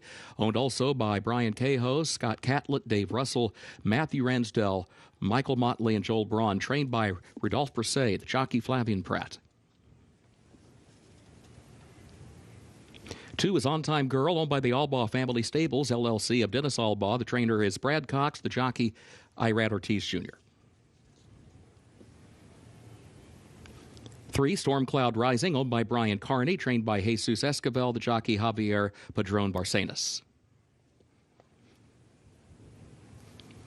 4, Counting Stars, owned by West Point Thoroughbreds of Terry Finley, trained by Mark Cassie, the jockey Jose Ortiz. 5, Woodstock, owned by Paradise Farms Corporation of Peter Proscia, owned by David Stodiger, Gata Racing Stable LLC of John Huber, owned by Turman Racing Stable LLC of Frank Turman. The trainer, Mike Maker, the jockey Luis Saez. And number 6, A Fine Chardonnay, owned by the Double 22 Stables LLC of Philip Griesinger, trained by Ian Wilkes, the jockey Tyler Gaffalione. Post time is 6 minutes.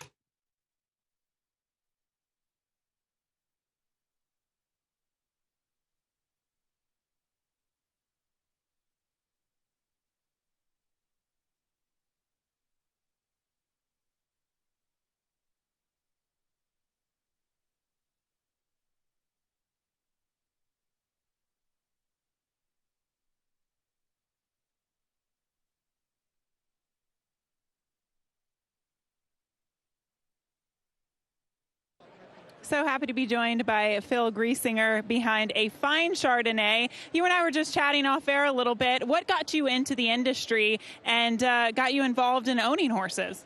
Well, the whole thing was John Phillips, a close friend of mine who owns Darby Dan Farms. He actually got us involved in it, and we've been with him for a long time, and we finally talked us in that we got our own horse now.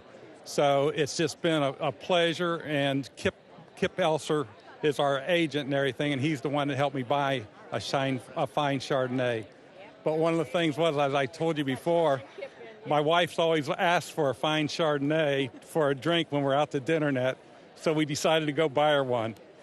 Are you going to be potentially celebrating with a fine Chardonnay if all goes well today? We'll buy bottles of that, bottles of fine Chardonnay. Please join us. I love it. Thank you so much for the time, and good luck today. Thank you so much. Appreciate it.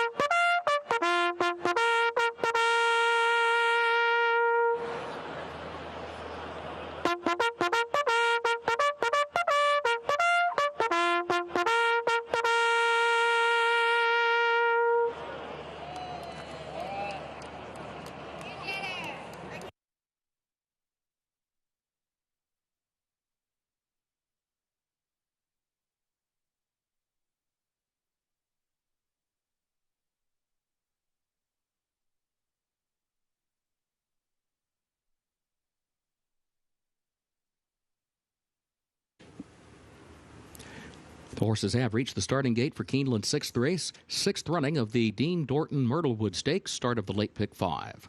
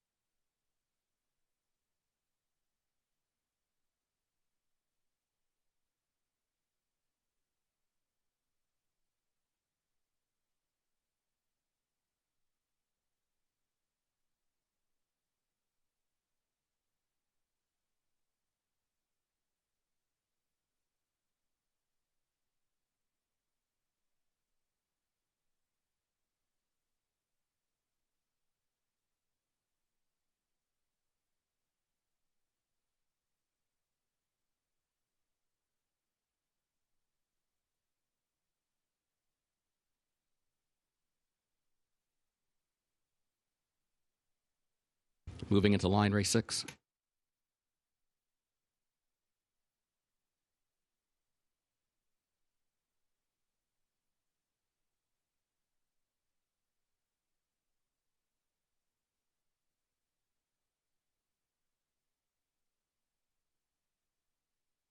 Here's King Solver. On Time Girl comes forward. Getting ready for the start of the late pick 5, sixth race.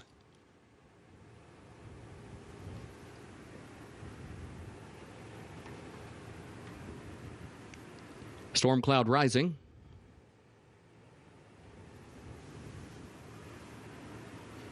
Counting Stars walks up.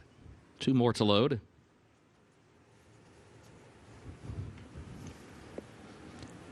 Woodstock. A Fine Chardonnay, the last one.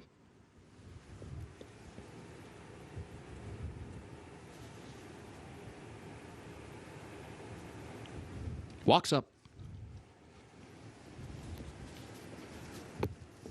Goes in there at the post. They're off in the Dean Dorton Myrtlewood Stakes. There goes King Solver, and On Time Girl will go with her in the opening strides. In fact, they're going to line up 5 across the track here before they sort things out. Counting Stars is there. On Time Girl to the inside, and there goes Storm Cloud Rising, moving up between those two. Now pokes ahead in front as they move off the end of the backstretch. Woodstock, and then King Solver, who broke well, then settled back toward the inside. Then a gap of 7 more lengths back to A Fine Chardonnay, who is last. Storm Cloud Rising contesting this lead onto the far turn with On Time Girl, who's there to the inside to save the ground around the turn. King Solver to the inside. Counting Stars far outside. Woodstock moves up from between that pair, goes from 5th into 3rd, swings toward the outside. A length and a half off the front pair as they move for the top of the stretch. On Time Girl to the inside. Woodstock to the far outside. These two going at it for the lead. Storm Cloud Rising is now losing some ground between that pair. King Solver, Counting Stars. A Fine Chardonnay is on the far outside. She's coming from last. She's gone to 3rd. A Fine Chardonnay picking off positions one by one down the stretch, but has to catch On Time Girl. King Solver toward the rail. Woodstock between horses. A Fine Chardonnay now gets ahead in front in deep stretch. A Fine Chardonnay. Tyler Gaffalione aboard to win the Dean Dorton Myrtlewood Stakes.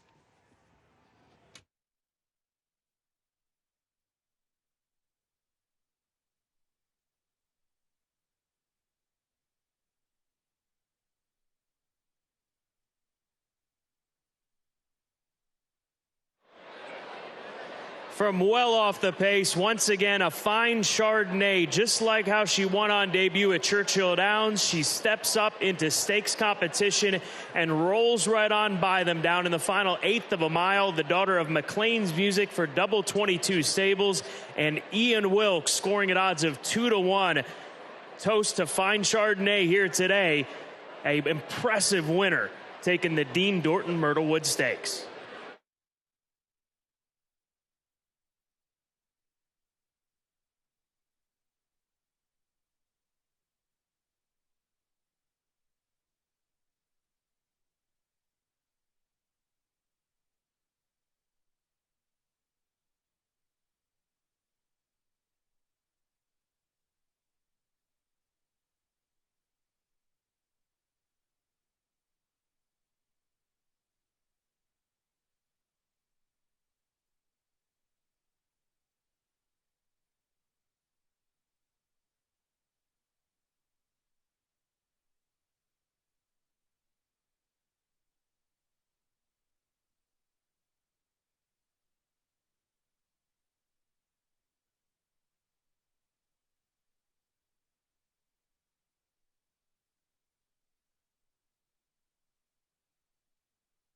Unofficial results of Keeneland's sixth race. Number 6, A Fine Chardonnay, first. Number 2, On Time Girl, was second. Number 5, Woodstock, third. Number 1, King Solver, fourth. 6-2-5-1 unofficial.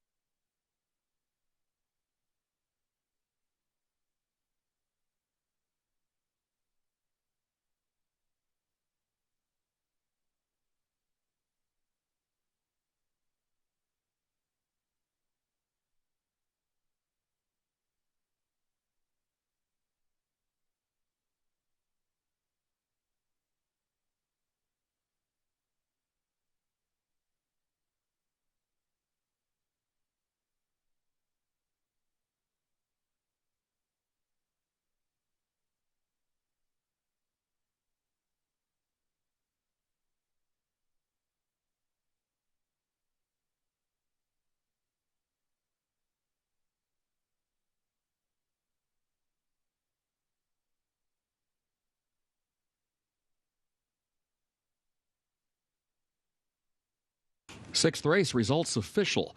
6-2-5-1, the official results.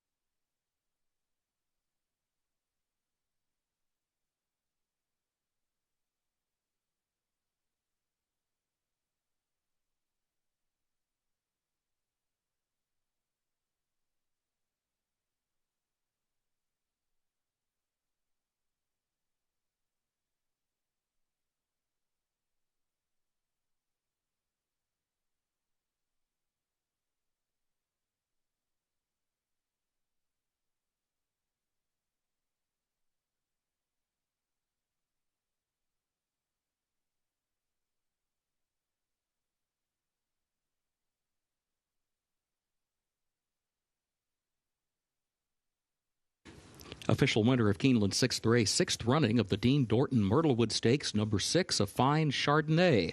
Owned by the Double 22 Stables LLC, a Philip Griesinger, trained by Ian Wilkes. 2 wins today for jockey Tyler Gaffalione. A Fine Chardonnay, a 2-year-old filly by McLean's Music, out of Andell by Bernardini. Winner bred in Kentucky by Alpha Delta Stables LLC. 6 furlongs over the fast main track, 1 minute 11.8 seconds.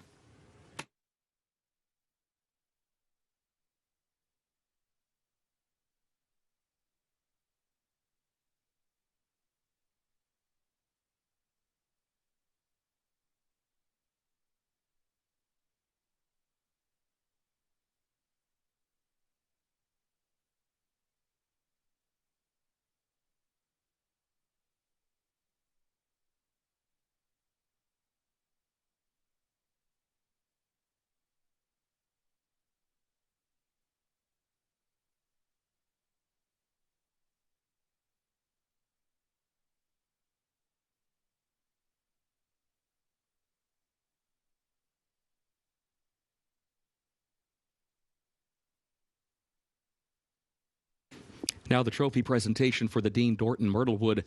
David Bundy, President and CEO, Jen Shaw, Tax Director, and Elizabeth Woodward, Forensic and Valuation Services Director and Lexington Market Leader, present to the connections of a fine Chardonnay.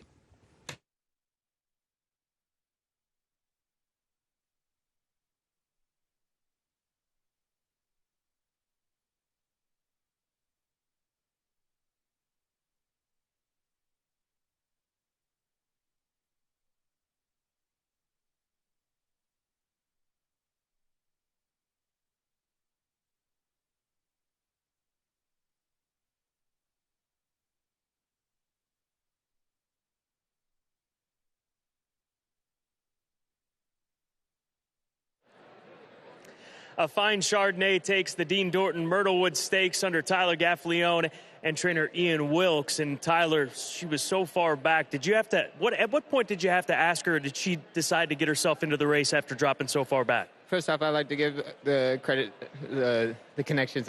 So thankful for this opportunity. Really nice filly, a lot of fun to ride. But thrill for the owner his first win on his own. So it's a big opportunity for them. But no, the filly, I mean, she's very push button. She likes to do her own thing early, kind of leave her alone. But by the time we get to the race pole, she's well under herself, and she's got a really nice turn of foot.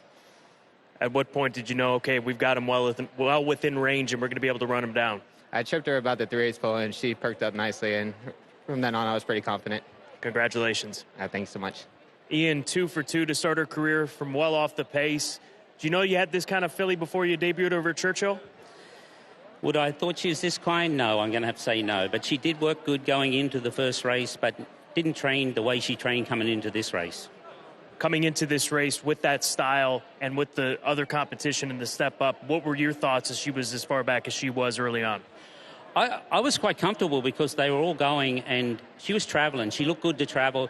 And I've watched her work. Her turn of foot to finish is really good. Congratulations. Thanks, mate. Let's go to Gabby.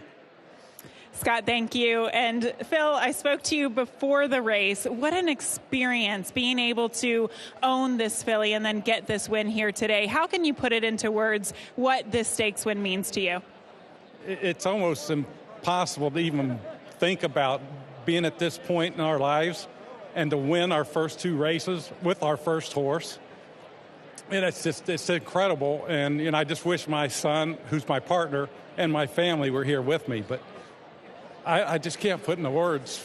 It's just amazing.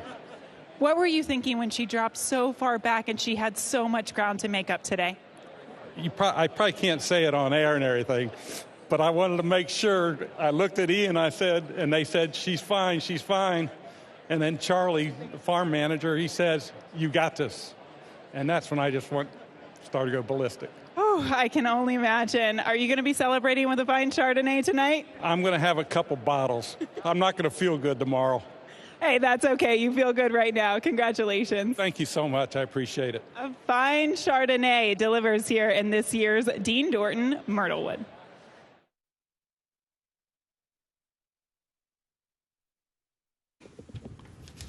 Thank you, Gabby and Scott. Race 7 is on the way. Double and pick 3 wagering. Start of the late pick 4 turf is firm rail at 10 feet. In the 7th race, scratch the 11 Fair Plaisir. Also scratch the 14 Cliffs, the 15 Celtic Charm, and the 16 Bijou Baby. A reminder, 13 draws in. Bred to Run draws into the race. Number 13, the jockey Axel Concepcion.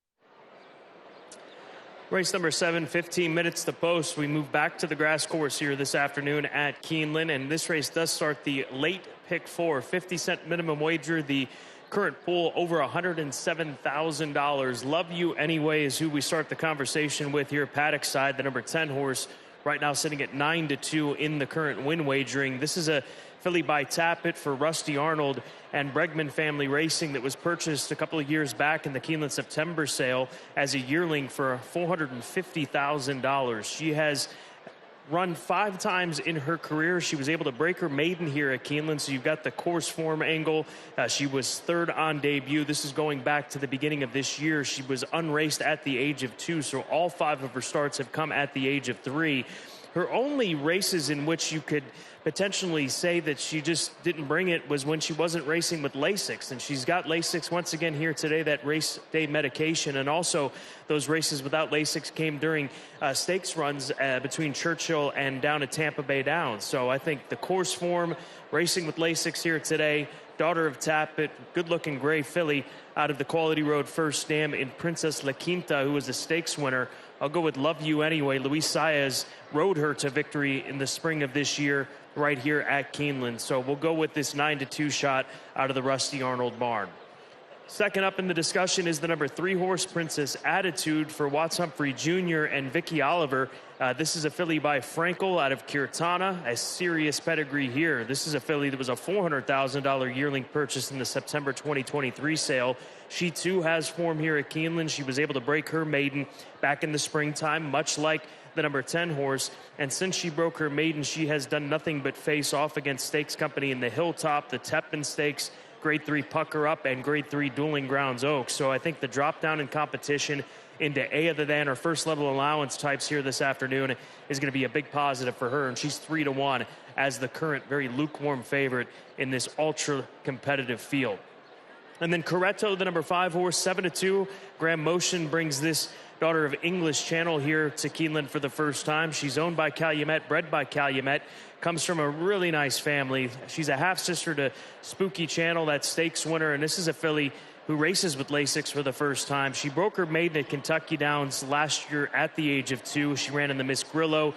She was only beaten 5 lengths in the Grade 1 Breeders' Cup Juvenile Fillies Turf this time last year, and was defeated by Lake Victoria, who would go on to be named the champion 2-year-old filly in Europe at the Cartier Awards.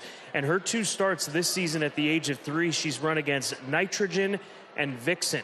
Nitrogen, the leading 3-year-old filly in North America. That was in the Ginger Brew Stakes. And then in the Sweetest Chance, she caught Vixen, who will be running later on today and should be considered one of the favorites for the Bank of America Valley View. So Coretto out of the Grand Motion barn coming down here to Keeneland, 7-2 on the board. A lot of reasons to think that she's going to be very competitive here today, given the form lines and analyzing the form and the competition that she exits to show up in this allowance race. Good luck in race number 7. Phenomenal wagering board with 7-2, 5-2, 9-2 on some of the favorites in this race. So as it stands right now, good payoffs to be had in race number 7. Starts the late pick 4.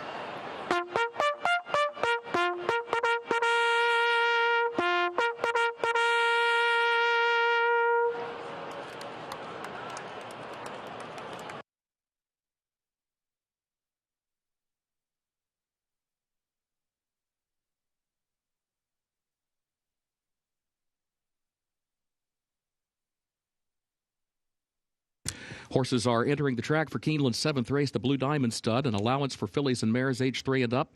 At a mile and a 16th over the turf, listed firm, the rail at 10 feet today. Double and pick 3 wagering start of the late pick 4. Scratch the 11, Fair Plaisir.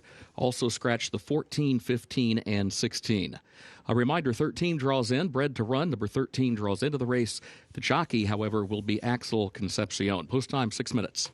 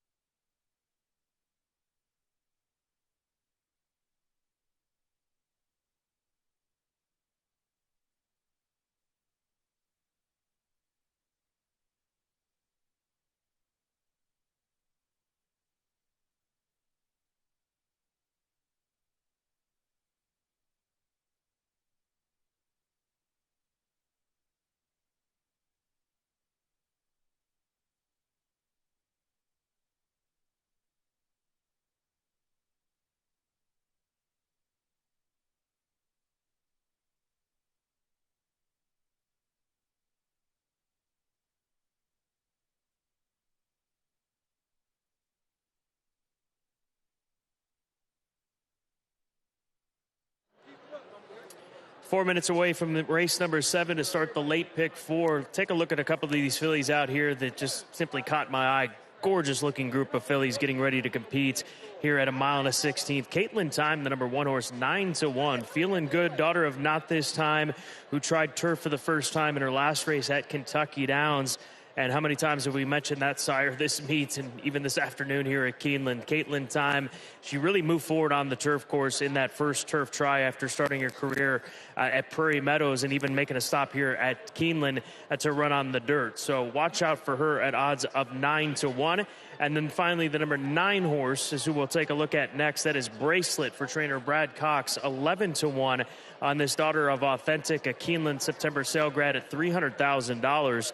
She's a pretty looking filly. She's 1 for 4 in her career. All of her races have come up at Turfway Park during that recent spring and winter meet, if you will. So gets the opportunity to try turf here this afternoon. And I like the way that she looks. She is a beautiful daughter of that Horse of the Year and Kentucky Derby winner, Authentic. Bracelet's her name, the number 9 horse, 11-1 on the board. Nearly $200,000 in the late pick 4 pool. We've got 3 minutes to get there and beyond here at Keeneland.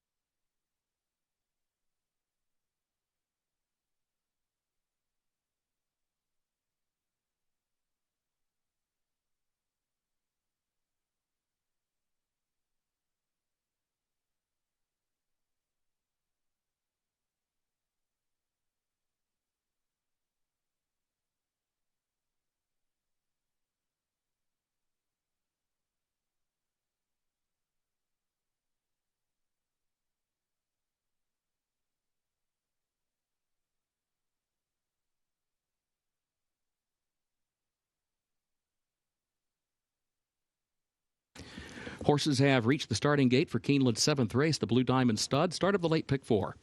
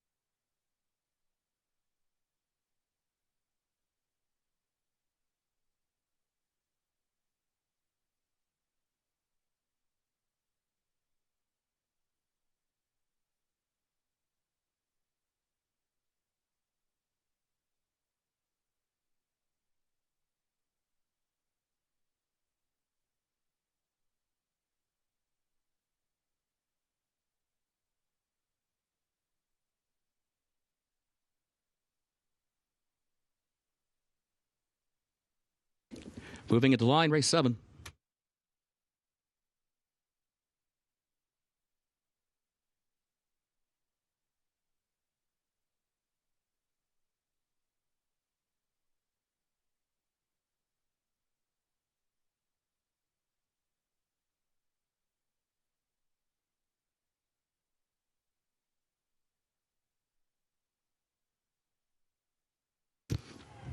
Oak Alley moves into line.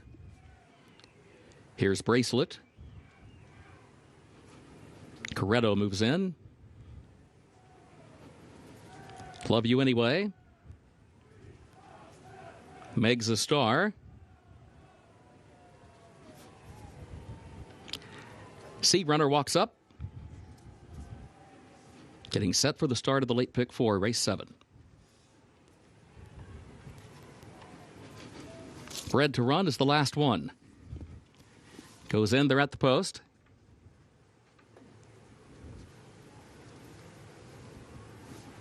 And they're off. There goes Keeneland Time, Princess Attitude. Coretto from in between horses comes forward in the opening strides, and Aunt Mo will be up close as well. Bracelet is right there as they head for the first turn, and Love You Anyway, the gray, going to be caught to the far outside as they go to the first turn. And then further back, you've got Keeneland Time now trying to move back up to the inside of Princess Attitude, who's right alongside her in the 6th position around the turn.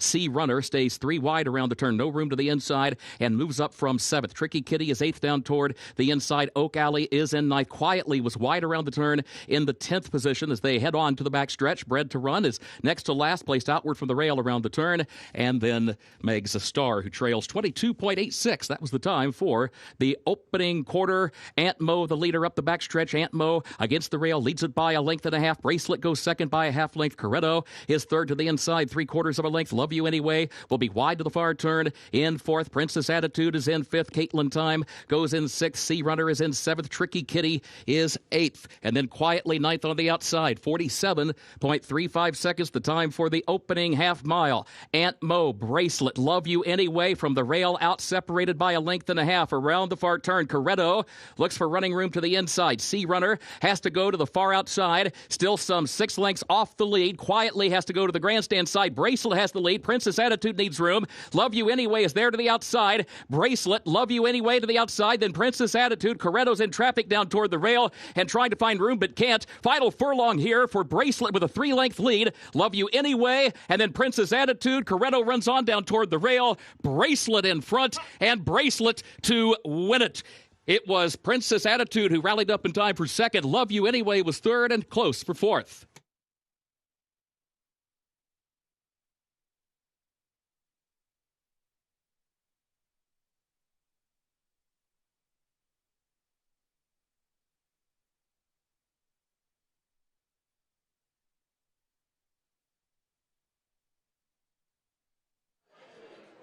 Well, Bracelet coming about 3 wide off the turn, cornered nicely to the top of the stretch and then levels off. And the 10-horse, the Love You Anyway, that runner for Bregman Family Racing, she was just forced a little bit wider, and the 9 able to get a jump on her. Princess Attitude ends up finishing 2nd, the number 3. at odds of 7-2, but 10-1 in the end for Selective LLC and trainer Brad Cox. It's Bracelet taking race number 7 on this Friday at Keeneland.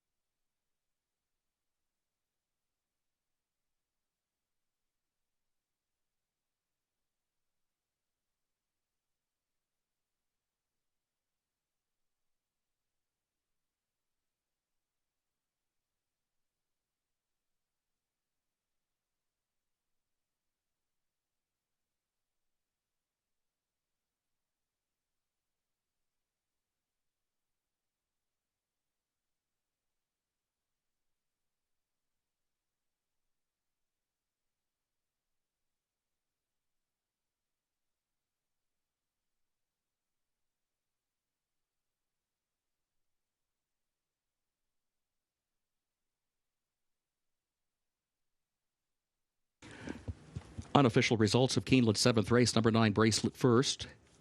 Number 3, Princess Attitude was second.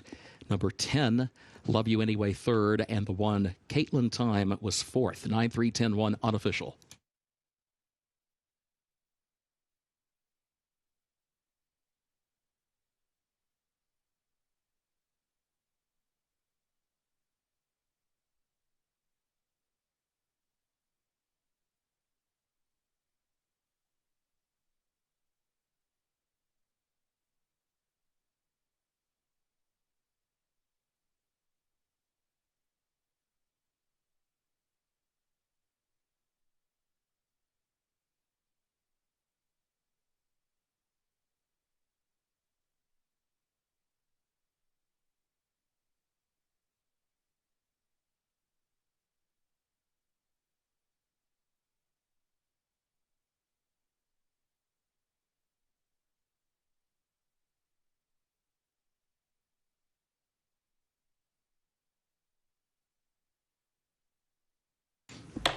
In the winner's circle for Keeneland's 7th race, the Blue Diamond Stud, number 9, Bracelet, owned by Selective LLC of Jerry Bach, trained by Brad Cox. 2 wins on the turf today for jockey Flavian Pratt.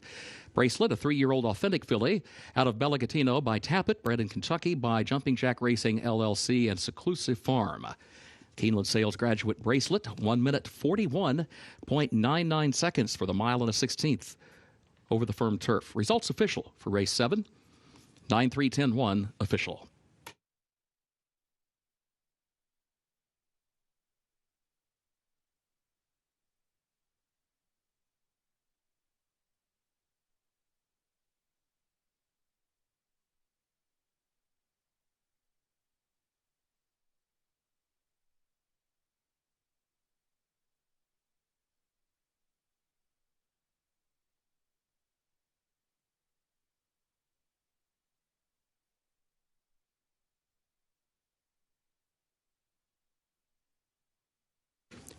In the winner's circle, the trophy presentation for the Blue Diamond Stud to the connections of Bracelet.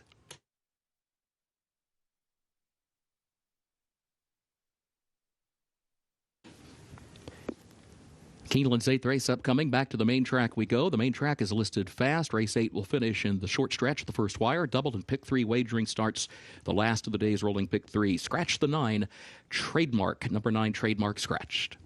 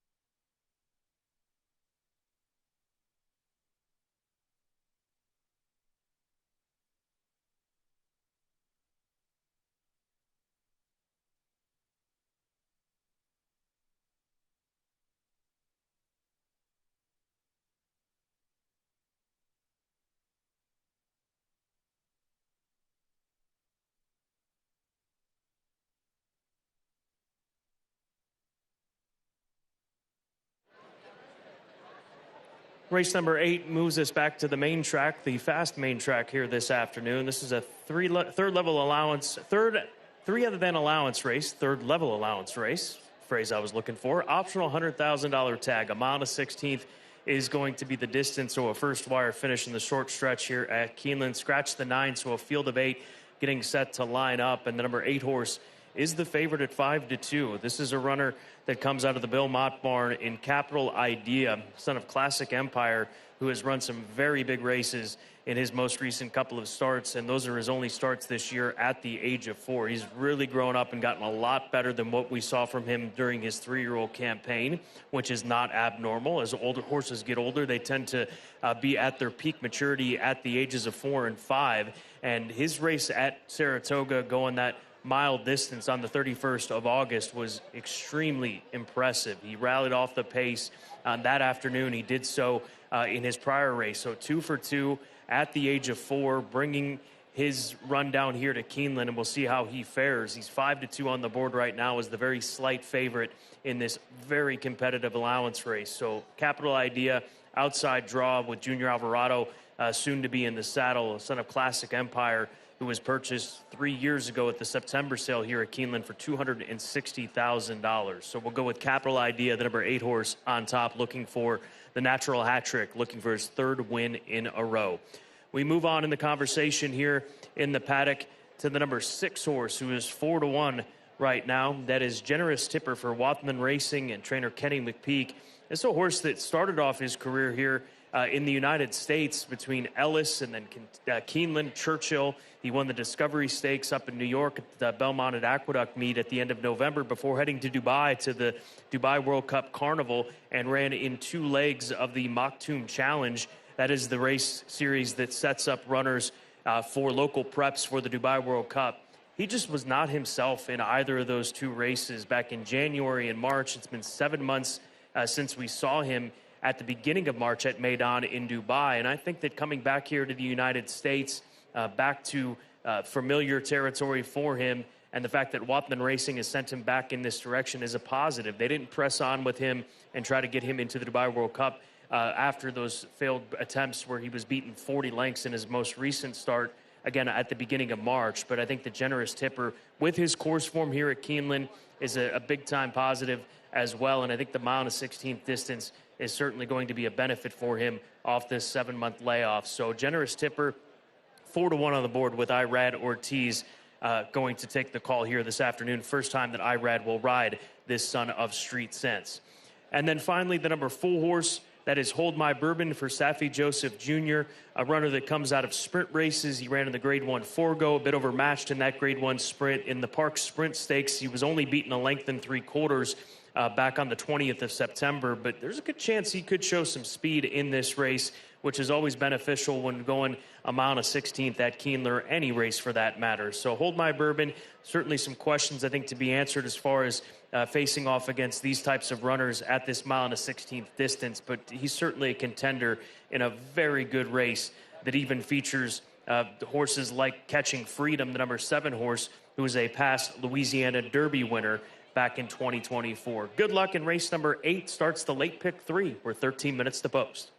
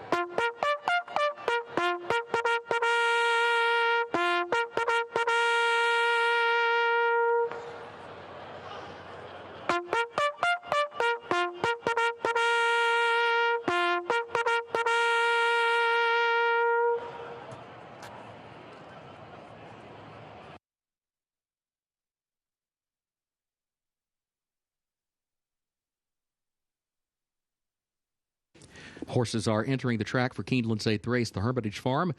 Allowance optional claiming race for a price of $100,000, 3-year-olds and up, a mile and a 16th over the fast main track. Race will finish in the short stretch at the first wire. Double and pick 3 wagering starts the last of the day's rolling pick 3s. Scratch the 9 trademark. Post time at 7 minutes.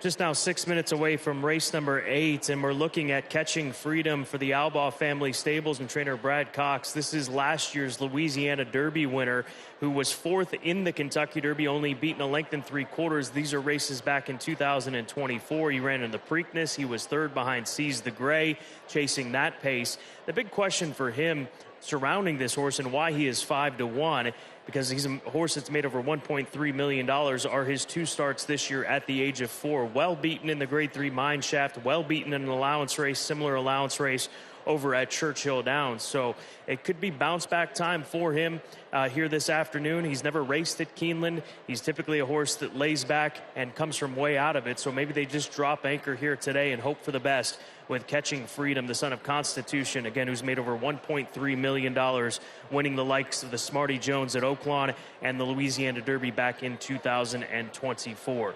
The number 3 horse is Brother Kenny for trainer Billy Morey. He's a horse that recently beat Chunk of Gold in the Bourbon Flight Stakes at a mile and 3/16. Why is that significant? Well, if you were with us earlier for race number 3, Chunk of Gold put together a very impressive gate-to-wire performance in winning that 3rd race. Now, the big difference here today, 2 things. It's a bigger field. He beat a field of 3 in that Bourbon Flight Stakes at Churchill Downs. So more competition to deal with. And also, how is he going to navigate this mile and a 16th distance? Because he's typically a horse that isn't necessarily forward. He broke his maiden doing so, probably just better than that group at Horseshoe Indianapolis. But is he going to be able to get out on the front? Is he going to get the setup needed to close, as we've seen from him in the past with this short distance? Is it going to put him out of his comfort zone? So those would be the questions for me on the 3-horse Brother Kenny. And then finally, the number 2 horse, Oscar Eclipse. He's a huge price at 27-1. He was on the Clocker Report. They were on Chunk of Gold back in race number 3, and they're on Oscar Eclipse here in race number 8. His form doesn't look all that appealing, but he's working well here at Keeneland Racecourse. Some sharp workouts during this month of October. And if you're willing to roll the dice, you're going to get a big price. He's the longest shot in this field right now at 27-1. Race 8 starts the late pick 3 minutes from now.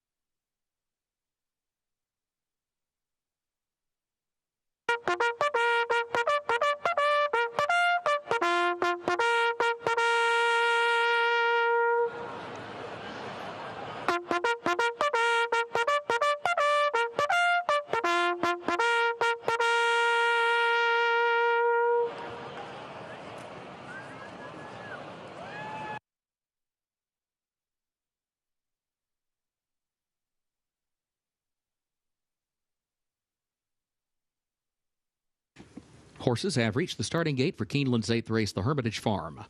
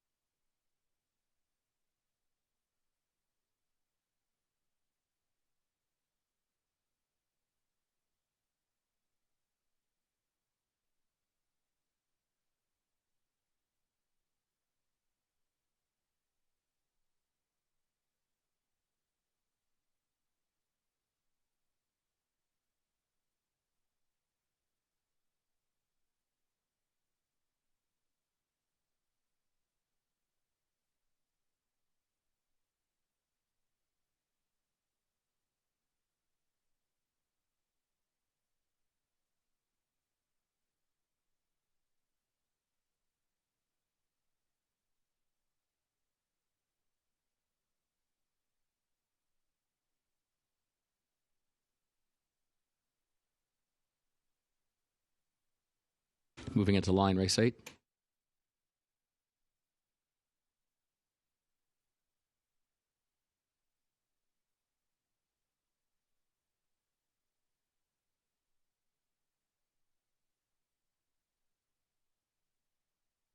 Catalytic comes forward. Also Fort Sam.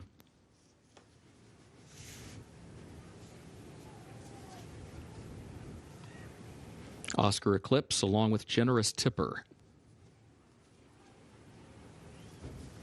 Catching Freedom, Brother Kinney.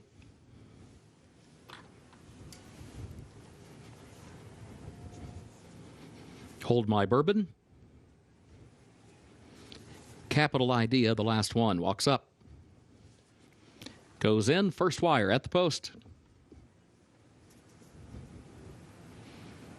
And they're off. There goes Fort Sam between horses. Oscar Eclipse to the inside. Catalytic down next to the rail. Then Generous Tipper stacks up with Catching Freedom to the far outside. Catalytic scoots up along the rail to challenge for the lead. Fort Sam there to the outside. Awkward move into the first turn for the first 2 or 3. Catalytic settles down to the inside now. Started to bear out just a bit, but then quickly got back on course. In the meantime, Fort Sam got by for a narrow lead, and Catching Freedom goes up to second. Catalytic is in third around the turn. Hold My Bourbon wide, 3 wide as they moved off the first turn and onto the backstretch, moving up now into the third position. Catching Freedom is right there and moving up now to take the lead Opening quarter, 23.85 seconds. Catching Freedom has the lead to Hold My Bourbon on the outside, and Fort Sam is still there fighting away to the inside. Generous Tipper in behind the front trio is fourth by just ahead. Then Brother Kenny fifth on the outside. Oscar Eclipse will go in sixth. Catalytic is in seventh.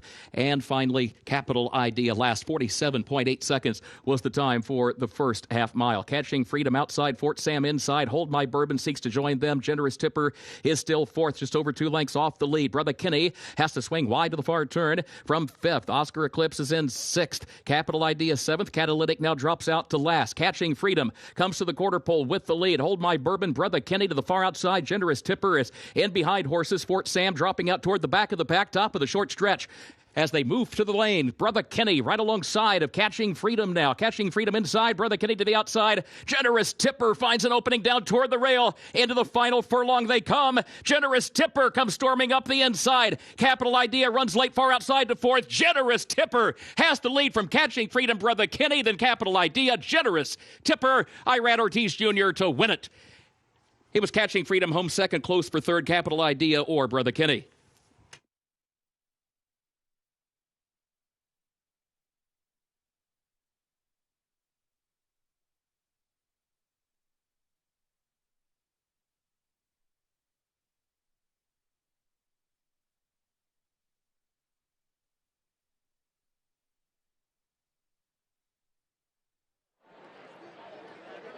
Generous Tipper able to get that position down on the inside as Catching Freedom just came off the rail a little bit, drifting out just a touch and giving plenty of room for this son of Street Sense to work with. And Irad Ortiz Jr. takes full advantage of it as he's back in the States and back in the winner's circle. Much improved effort from Catching Freedom, who's going to end up second, tight for the third money.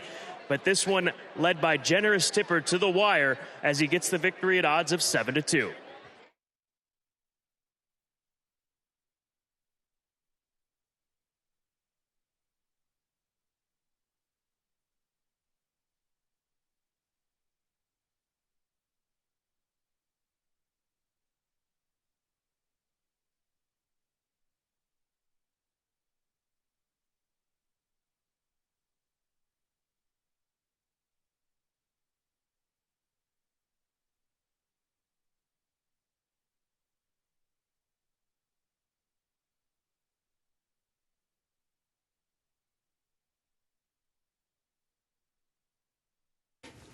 Unofficial results of Keeneland's 8th race. 6 Generous Tipper finished first. 7 Catching Freedom was second. 8 Capital Idea was third. 3 Brother Kenny was fourth. 6, 7, 8, 3 unofficial.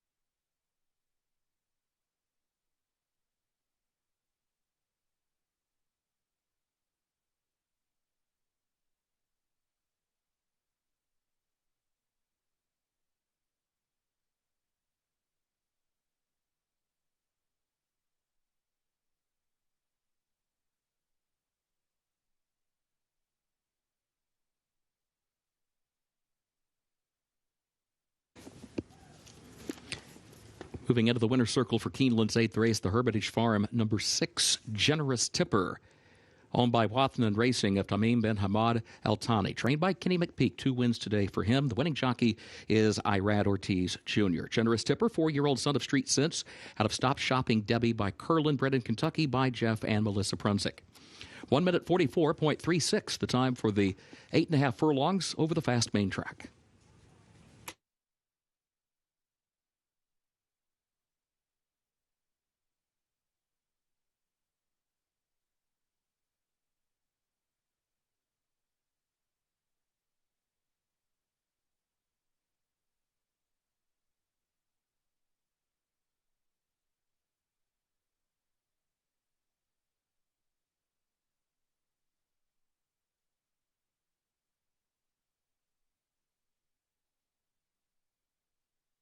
Eighth race results official. 6-7-8-3, the official results.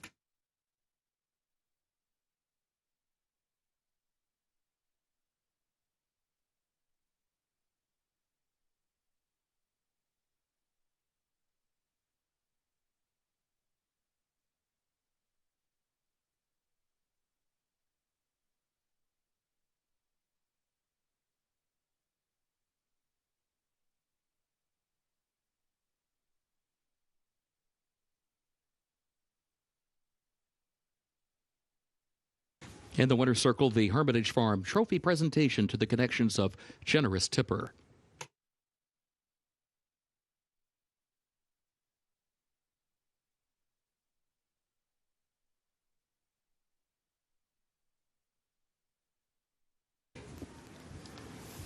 Keeneland's ninth and featured race upcoming 35th running of the Bank of America Valley View Stakes, a grade 2.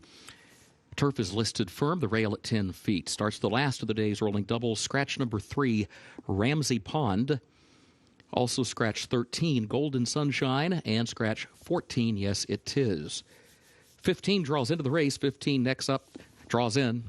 Jockey as programmed.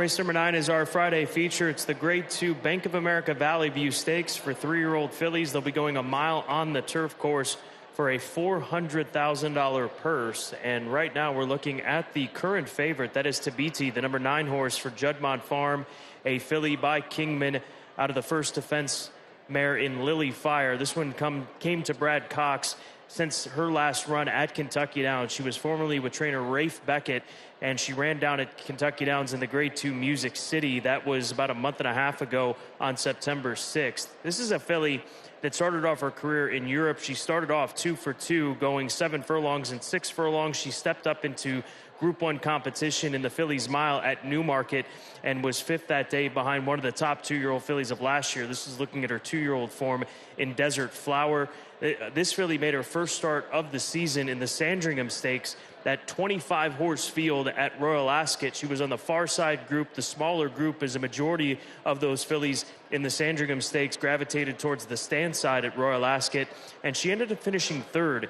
She's a filly that led that group and then was passed by the eventual winner in Never Let Go, and came out of there to run at Glorious Goodwood and win the Group 3 Oak Tree Stakes. There was a slight bend going a mile at Glorious Goodwood in that start, and I think that the 2 turns will suit her, given her last couple of races in the Sandringham, which is always a big-time race as far as the depth of competition. And we see a lot of fillies come out of the Sandringham as 3-year-olds and gravitate towards either racing in Australia or here to the United States. But Tabiti ran at Kentucky Downs, and she just, I think, was caught off guard by the speed of She's So Spicy, one of the fastest, if not the fastest, 3-year-old filly that we have in North America, who will be running in the upcoming Breeders' Cup Turf Sprint next Saturday, tackling older foes. But I think that the 2 turns will benefit her. She's better when she's closer, and the pace is not going to be near as quick as what we saw at Kentucky Downs. So I like Tabiti, as the majority does, as it stands right now.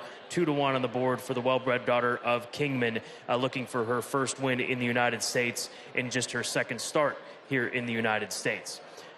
Up next in the conversation is the number 4 horse. That is Vixen for trainer Mark Casse. Right now, 9-2 on the board. All you have to do is take a look at where she's come from since she broke her maiden. She was nearly the winner of the Grade 1 Natalma after she broke her maiden. She ran in the Breeders' Cup Juvenile Fillies, was only beaten 4.5 lengths to Lake Victoria, the champion 2-year-old filly in Europe. She won the Sweetest Chant, the Here Comes the Bride, and then she was up against 2 of the best fillies in this division, Dirt or Turf. She ran against Nitrogen, who'll be running in the Distaff, and then she caught Lush Lips in the Tepin Stakes in her most recent start about 3 months ago at Churchill Downs, and Lush Lips won the Grade 1 Queen Elizabeth II Challenge Cup earlier this meet here at Keeneland. So she has kept top-level competition. She's doing so again here today, and you've got to respect her, because over the course of 9 runs, she's finished in the money in 8 of 9 races and has 3 victories to her credit for DJ Stable and the Eclipse Thoroughbred Partners. And then the number 6 horse rounds out my top 3. This is Classic Q. She too, like Tabiti, comes out of the Grade 2 Music City. She was another one that just could not keep up with the pace of She's So Spicy, even after not making the early lead or being in contention anywhere in the early stages of that race. She finished up strong to finish 4th, beaten just 4 3/4. She's better suited to the 2-turn mile here today, undoubtedly. Almost won the Lake George Stakes at Saratoga, won the Wild Applause, a listed stakes race at Saratoga earlier this summer. So Classic Q, a definite contender in a very contentious Grade 2 Valley View. Bank of America Valley View coming up next, our Friday feature in less than 14 minutes. Good luck.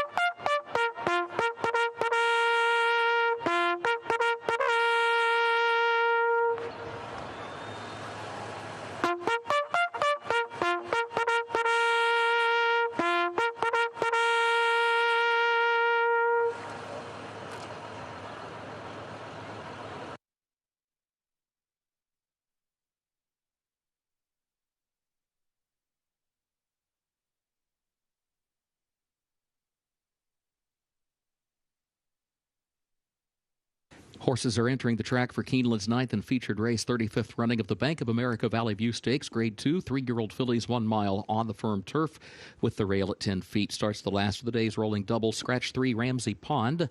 Also scratch 13, Golden Sunshine. Scratch 14, Yes It Is. A reminder, the 15 draws in. Next up, number 15 draws into the race, the jockey as programmed. Post time at 8 minutes.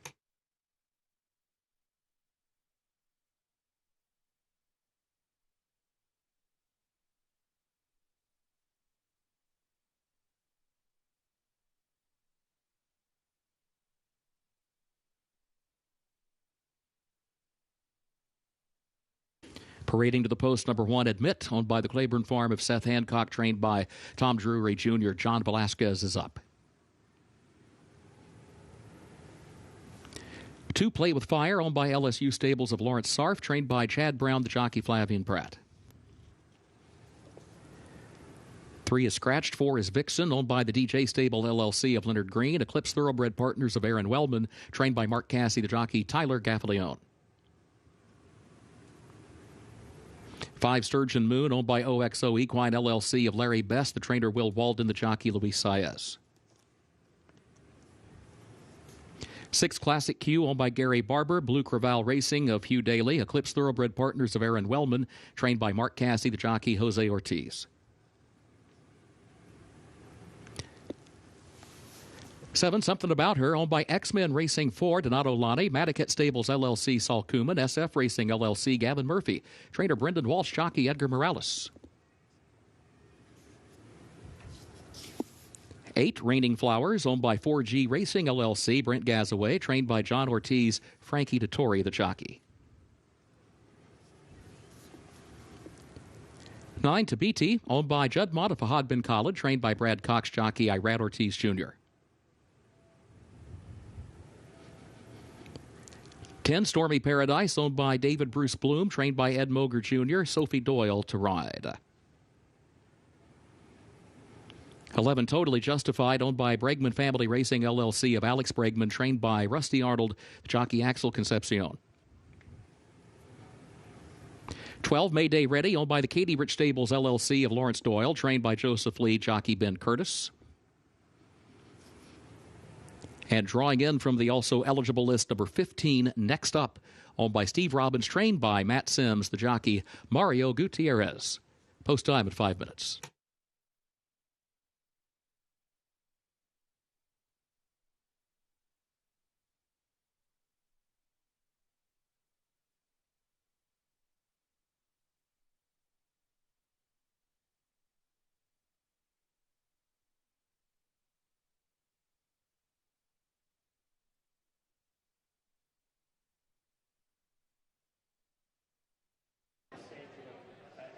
So happy to be joined by Randy Sarf here with LSU Stables behind the number 2, Play with Fire. Randy, welcome. And what could you tell us about this filly here today and kind of what will get her into the winner's circle? She's run so well in the last 2 starts, but what do you think will do the trick today?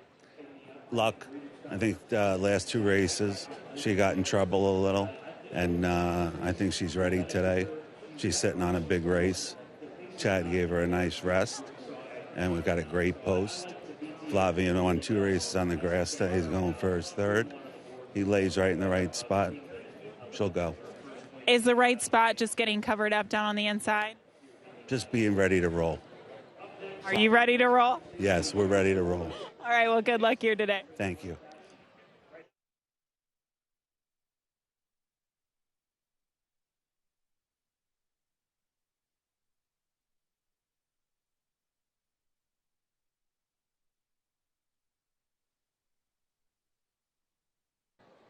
Long shot play on today's card comes in the Grade 2 Bank of America Valley View Stakes, and it's a long shot, 20-1, a big one, Totally Justified.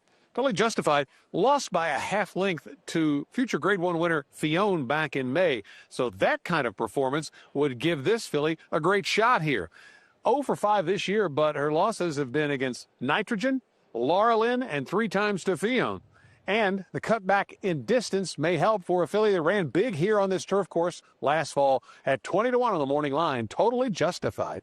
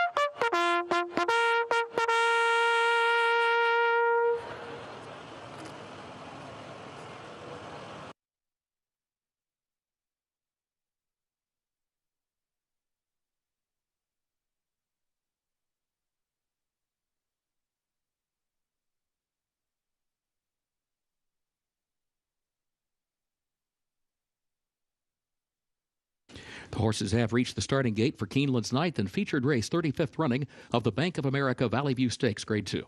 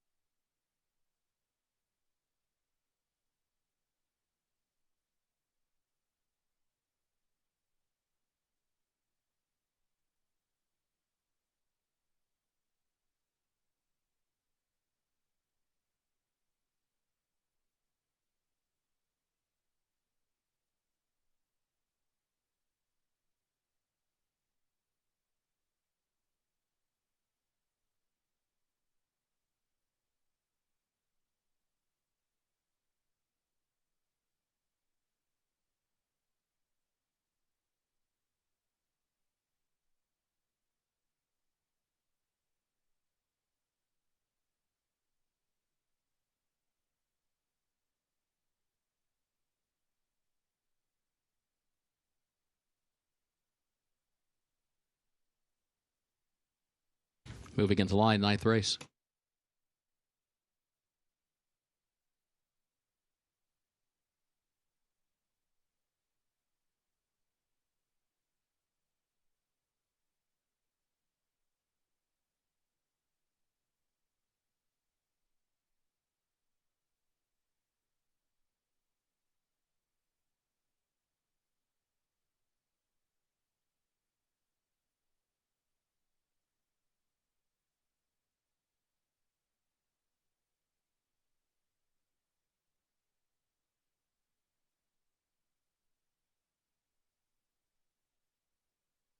Stormy Paradise comes forward, also Sturgeon Moon.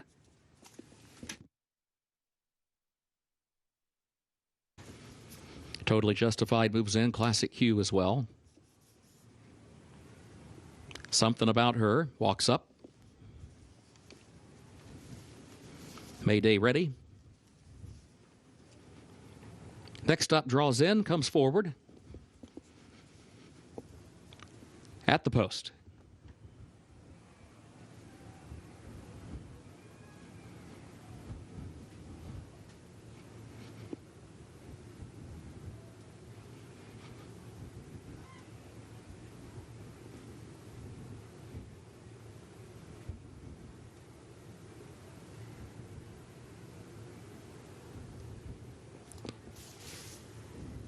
Your Sturgeon Moon.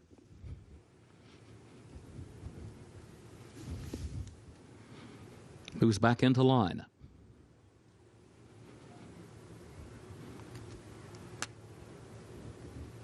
Locked up, ready for a start.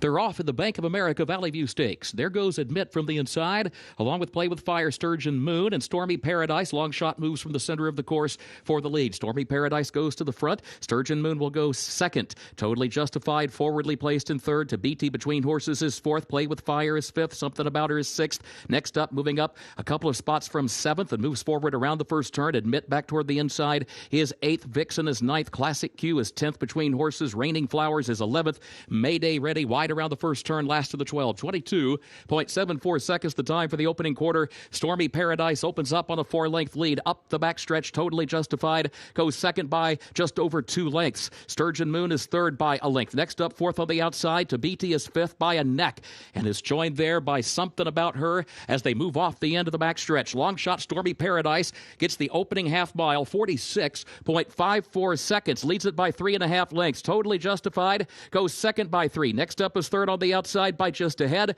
Sturgeon Moon fourth. Something About Her fifth. To BT is in sixth. Admit switches off the rail. Center of the pack in seventh. Still 10 lengths off the lead. Totally Justified trying to track down Stormy Paradise as they come to the quarter pole. Stormy Paradise leads by 2. And here comes totally justified up on the outside. Next up, is there something about her? Is there Admit is running fast down the center of the course. Next up, Admit Tabiti. Tabiti finds room, but can she get there in time? Admit has the jump on her, and now Tabiti backs off. It is Admit, something about her, and next up, a late run from Classic Q, but it's Admit, John Velasquez to win the Bank of America Valley View Stakes.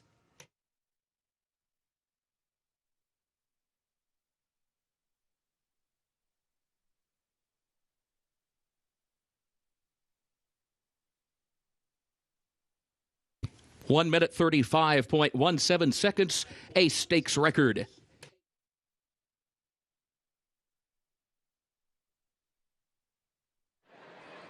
Well, nobody's done it faster than what Admit just did in the Grade 2 Bank of America Valley View Stakes, and it was an absolute scramble down the lane. She's able to pull this one off here out in the clear, getting that victory. As great call from Kurt Becker, picking up on horses, making moves. To BT, who looked like she was out of it. She's down along the inside. She's going to end up finishing out of the top three. But Admit in the clear, the daughter of Claiborne Farms. Blame gets the victory, a Claiborne Farm homebred, and an important graded stakes victory here today for this 3-year-old filly. Well done to Tommy Drury Jr. and Johnny Velasquez with yet another stakes win this fall at Keeneland.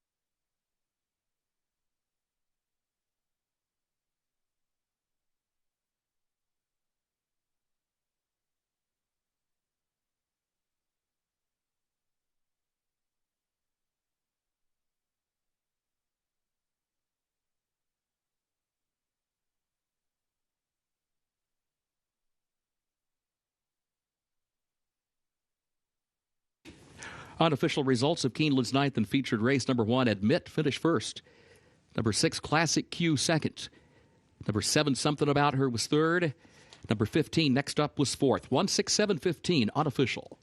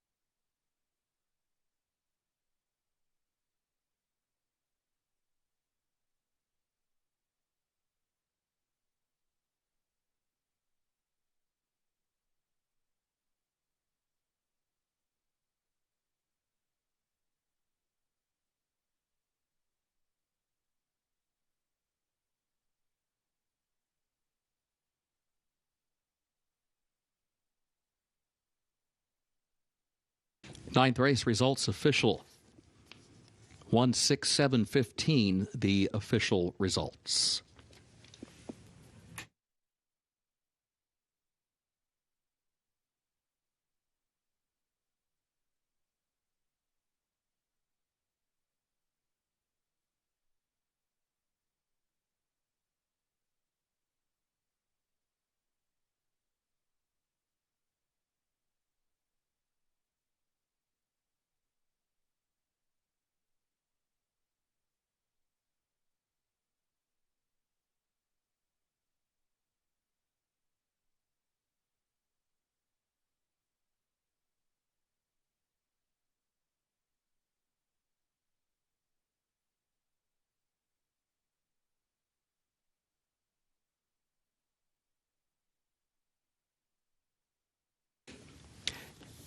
Keeneland's 10th and final race upcoming. No carryover for the Toyota Super High 5. Scratch the 11 Colt 47.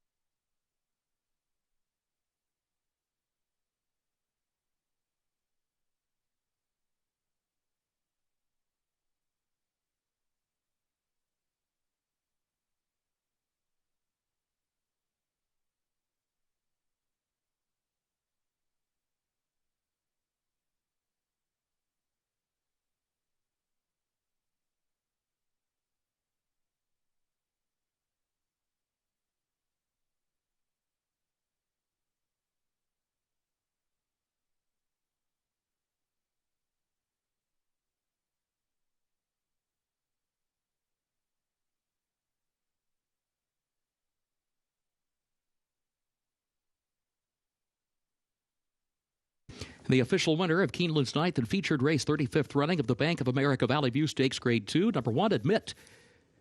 Owned and also bred in Kentucky by the Claiborne Farm of Seth Hancock. The trainer, Tom Drury Jr., the jockey, John Velasquez. Admit, a 3-year-old filly by Blame, and a Profess by Warfront. 1 mile over the firm turf, stakes record, 1 minute 35.17.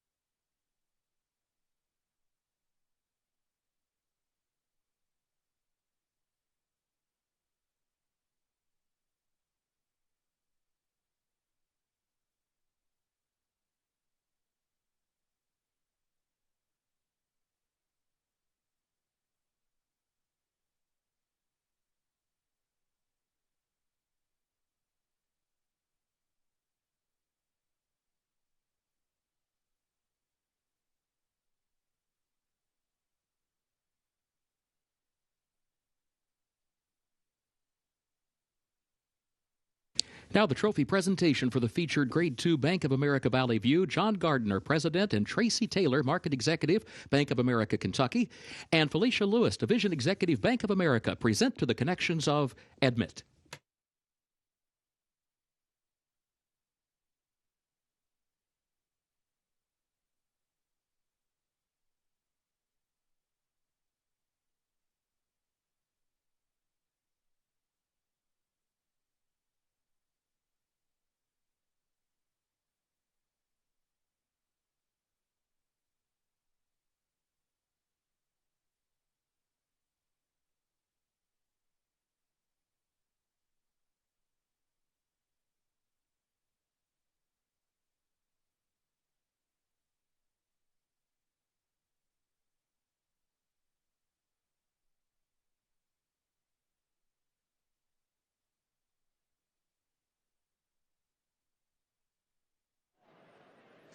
Admit with a stylish and the fastest performance ever seen in the Grade 2 Bank of America Valley View under Johnny Velasquez for Tommy Drury Jr. and Claiborne Farm. And Johnny, from post one to begin getting able to get out in the clear, how were you able to manage this trip here today going a mile? But we run to the first turn, first of all, make sure we get a good position.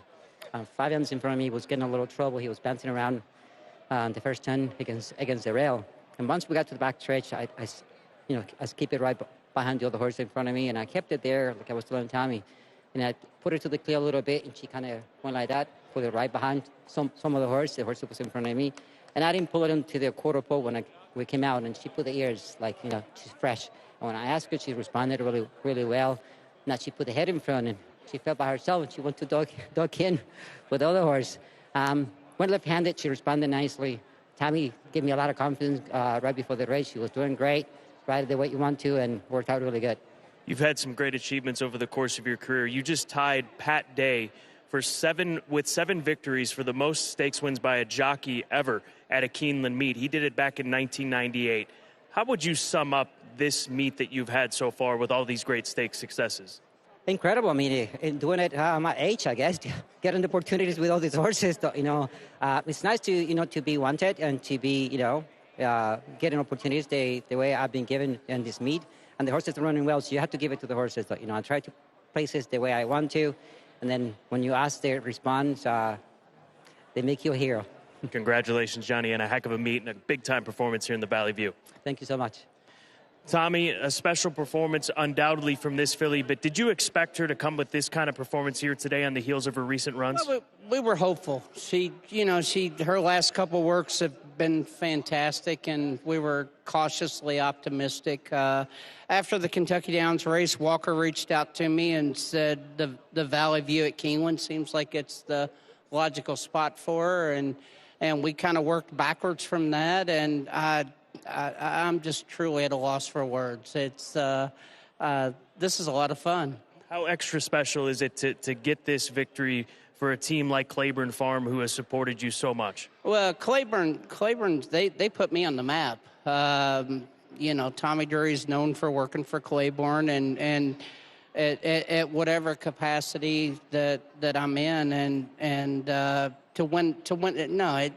To win a race like this for them, it means the world. It truly does. And Mrs. Hancock's here today, Dell, Walker, the whole family's here, and I get to be a Frankie Brothers or a Bill Mott for a day. Congratulations, Tommy, to many more. Thank you so much. Thank you. Let's go to Gavi. Scott, thank you, and so happy to be joined by Walker Hancock. And Walker, Tommy was just touching on it, how you two kind of conversed about this race being on the calendar. Usually plans don't work out in horse racing, but today it did. How does it feel to get the victory today? It's nice when it all works out, because like you said, oftentimes it doesn't. But yeah, we really like this filly. Obviously, we ran her here in the Ashland because we had some Oaks aspirations, but obviously she has an affinity for turf, and she showed it today.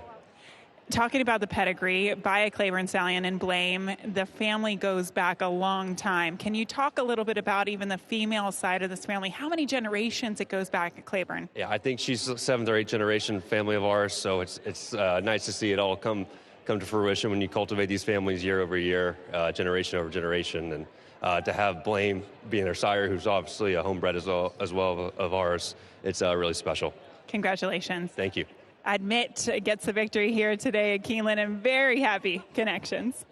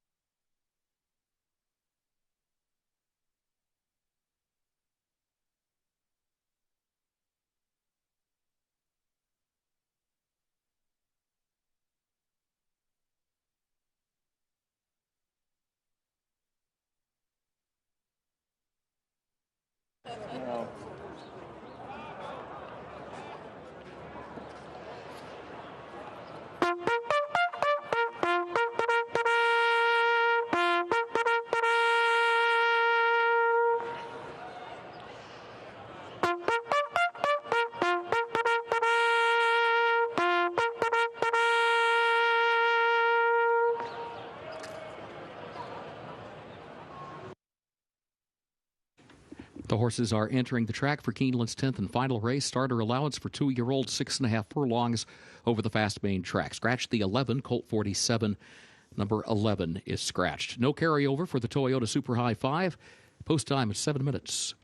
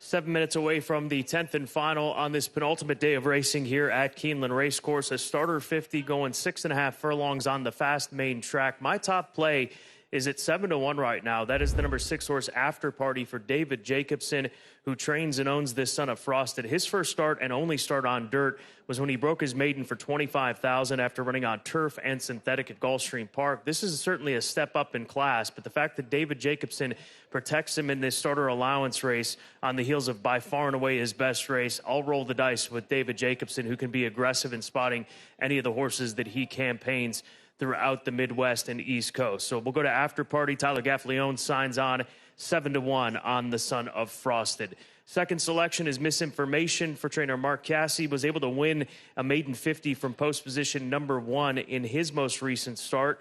That was a race in which he won by 5.5 lengths for DJ Stable. He's 9-2 on the board right now, facing winners for the first time, so capable of navigating this inside post position, and we already know that he is capable at the distance as well at 6.5 furlongs, having broken his maiden in that recent start at the same exact distance. And then finally, the number 9 horse, who is 11-1, Perfect Audible for Steve Asmussen, Keith James Asmussen.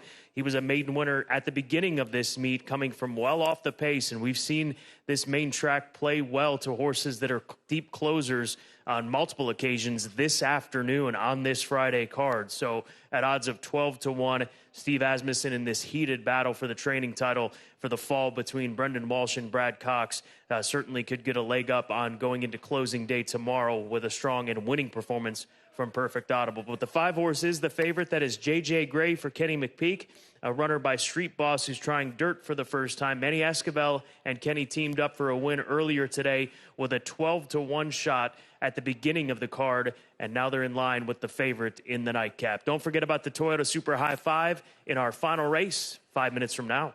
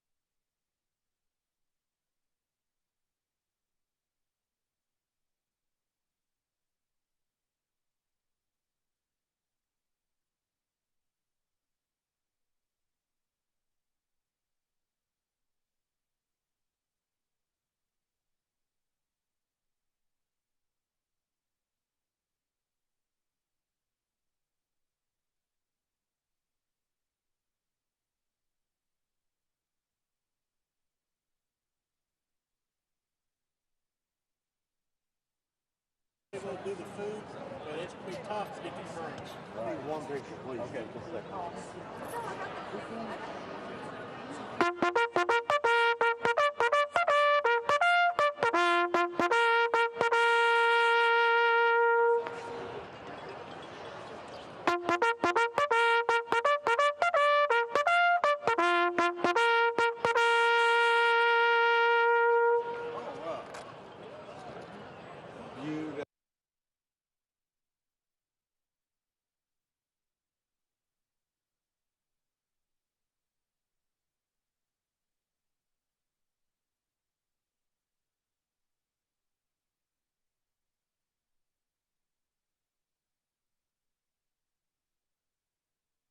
The horses have reached the starting gate for Keeneland's 10th and final race.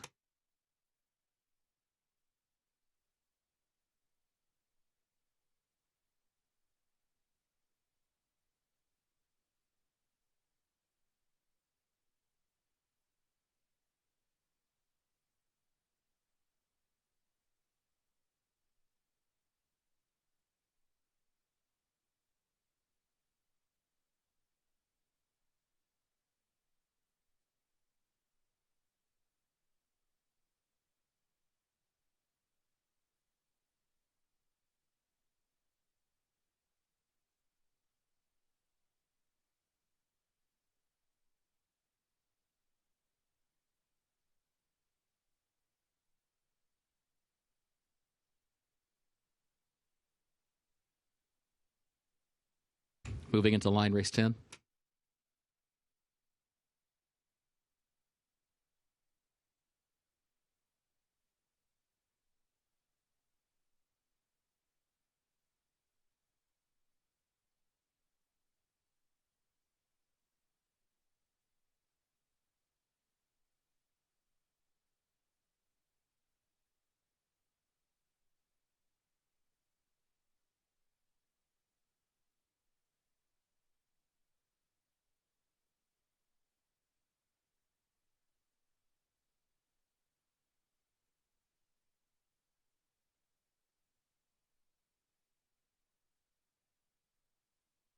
Capanaparo moves into line.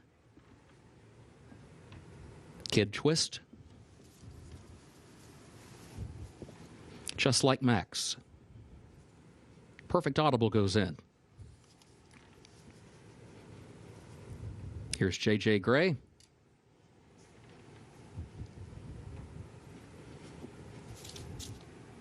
American Bear will be the last one. Comes forward.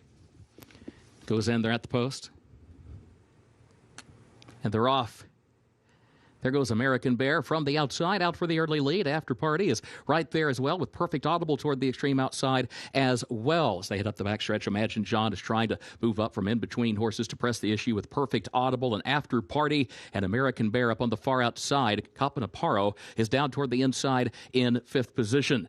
And then Kid Twist comes next, runs along in the sixth spot to the far turn. Misinformation to seventh. Santini is in the eighth position as they go to the turn. It is followed by Just Like Max, who's there down toward the inside after an opening quarter in 22.16 seconds. Santini now drops all the way out to the back. J.J. Gray is in the eighth spot right now and is running some 10 lengths off the lead as they round the far turn. In the meantime, After Party to the inside has a head in front and is challenged by Imagine John. Here's Kid Twist moving off the rail from third. Perfect Audible fourth. Misinformation on the grandstand side. J.J. Gray still nearly 10 lengths from the front as they move into the stretch. Imagine John, Misinformation, Perfect Audible there between horses with Kid Twist and After Party back to the inside. J.J. Gray, grandstand side, is still 7 from the front. Misinformation comes forward for the lead. Coming to the 16th pole, opens up here by 3. Back to Imagine John, After Party, Kid Twist. It is Misinformation, Jose Ortiz. Misinformation to win the nightcap. Imagine John second. After Party was home in third, followed across the line by Kid Twist, close for fifth.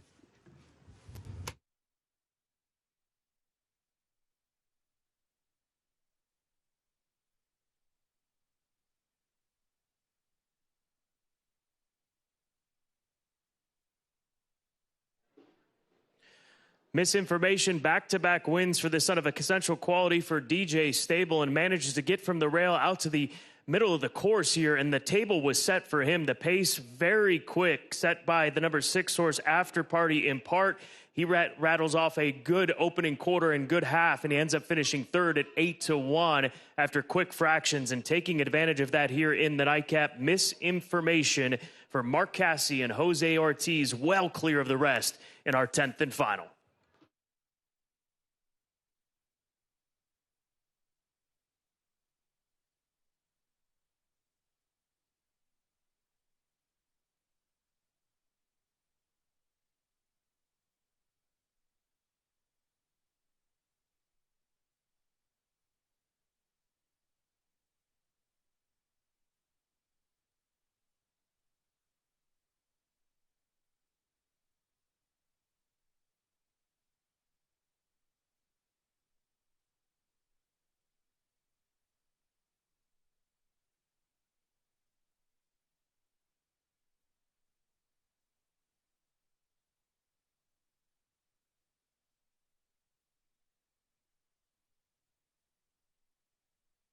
Unofficial results of Keeneland's 10th race. Number 1, Misinformation, finished first. Number 7, Imagine John, was second. The 6, After Party, third. Number 8, Kid Twist, was fourth. Number 4, Just Like Max, was fifth. 17684 unofficial.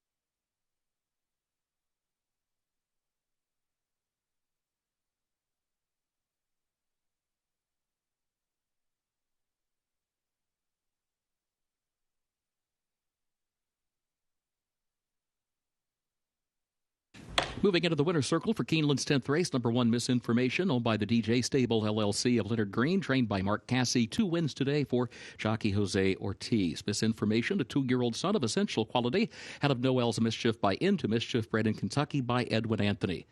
1 minute, 18.13 seconds for the 6.5 furlongs over the fast main track.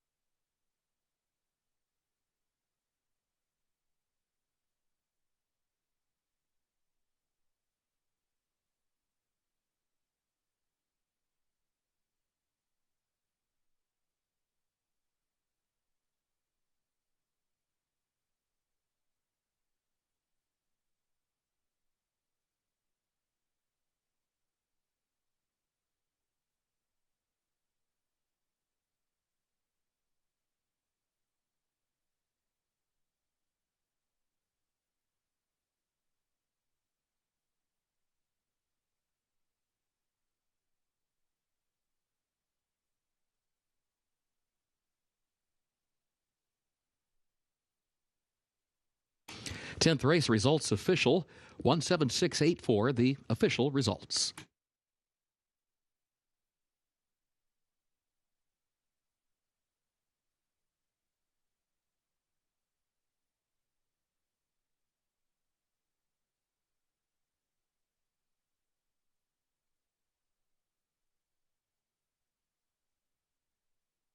Pick 6 pays on 6 of 6 with a consolation 5 of 6. The late pick 5 on 5 of 5 with a consolation 4 of 5.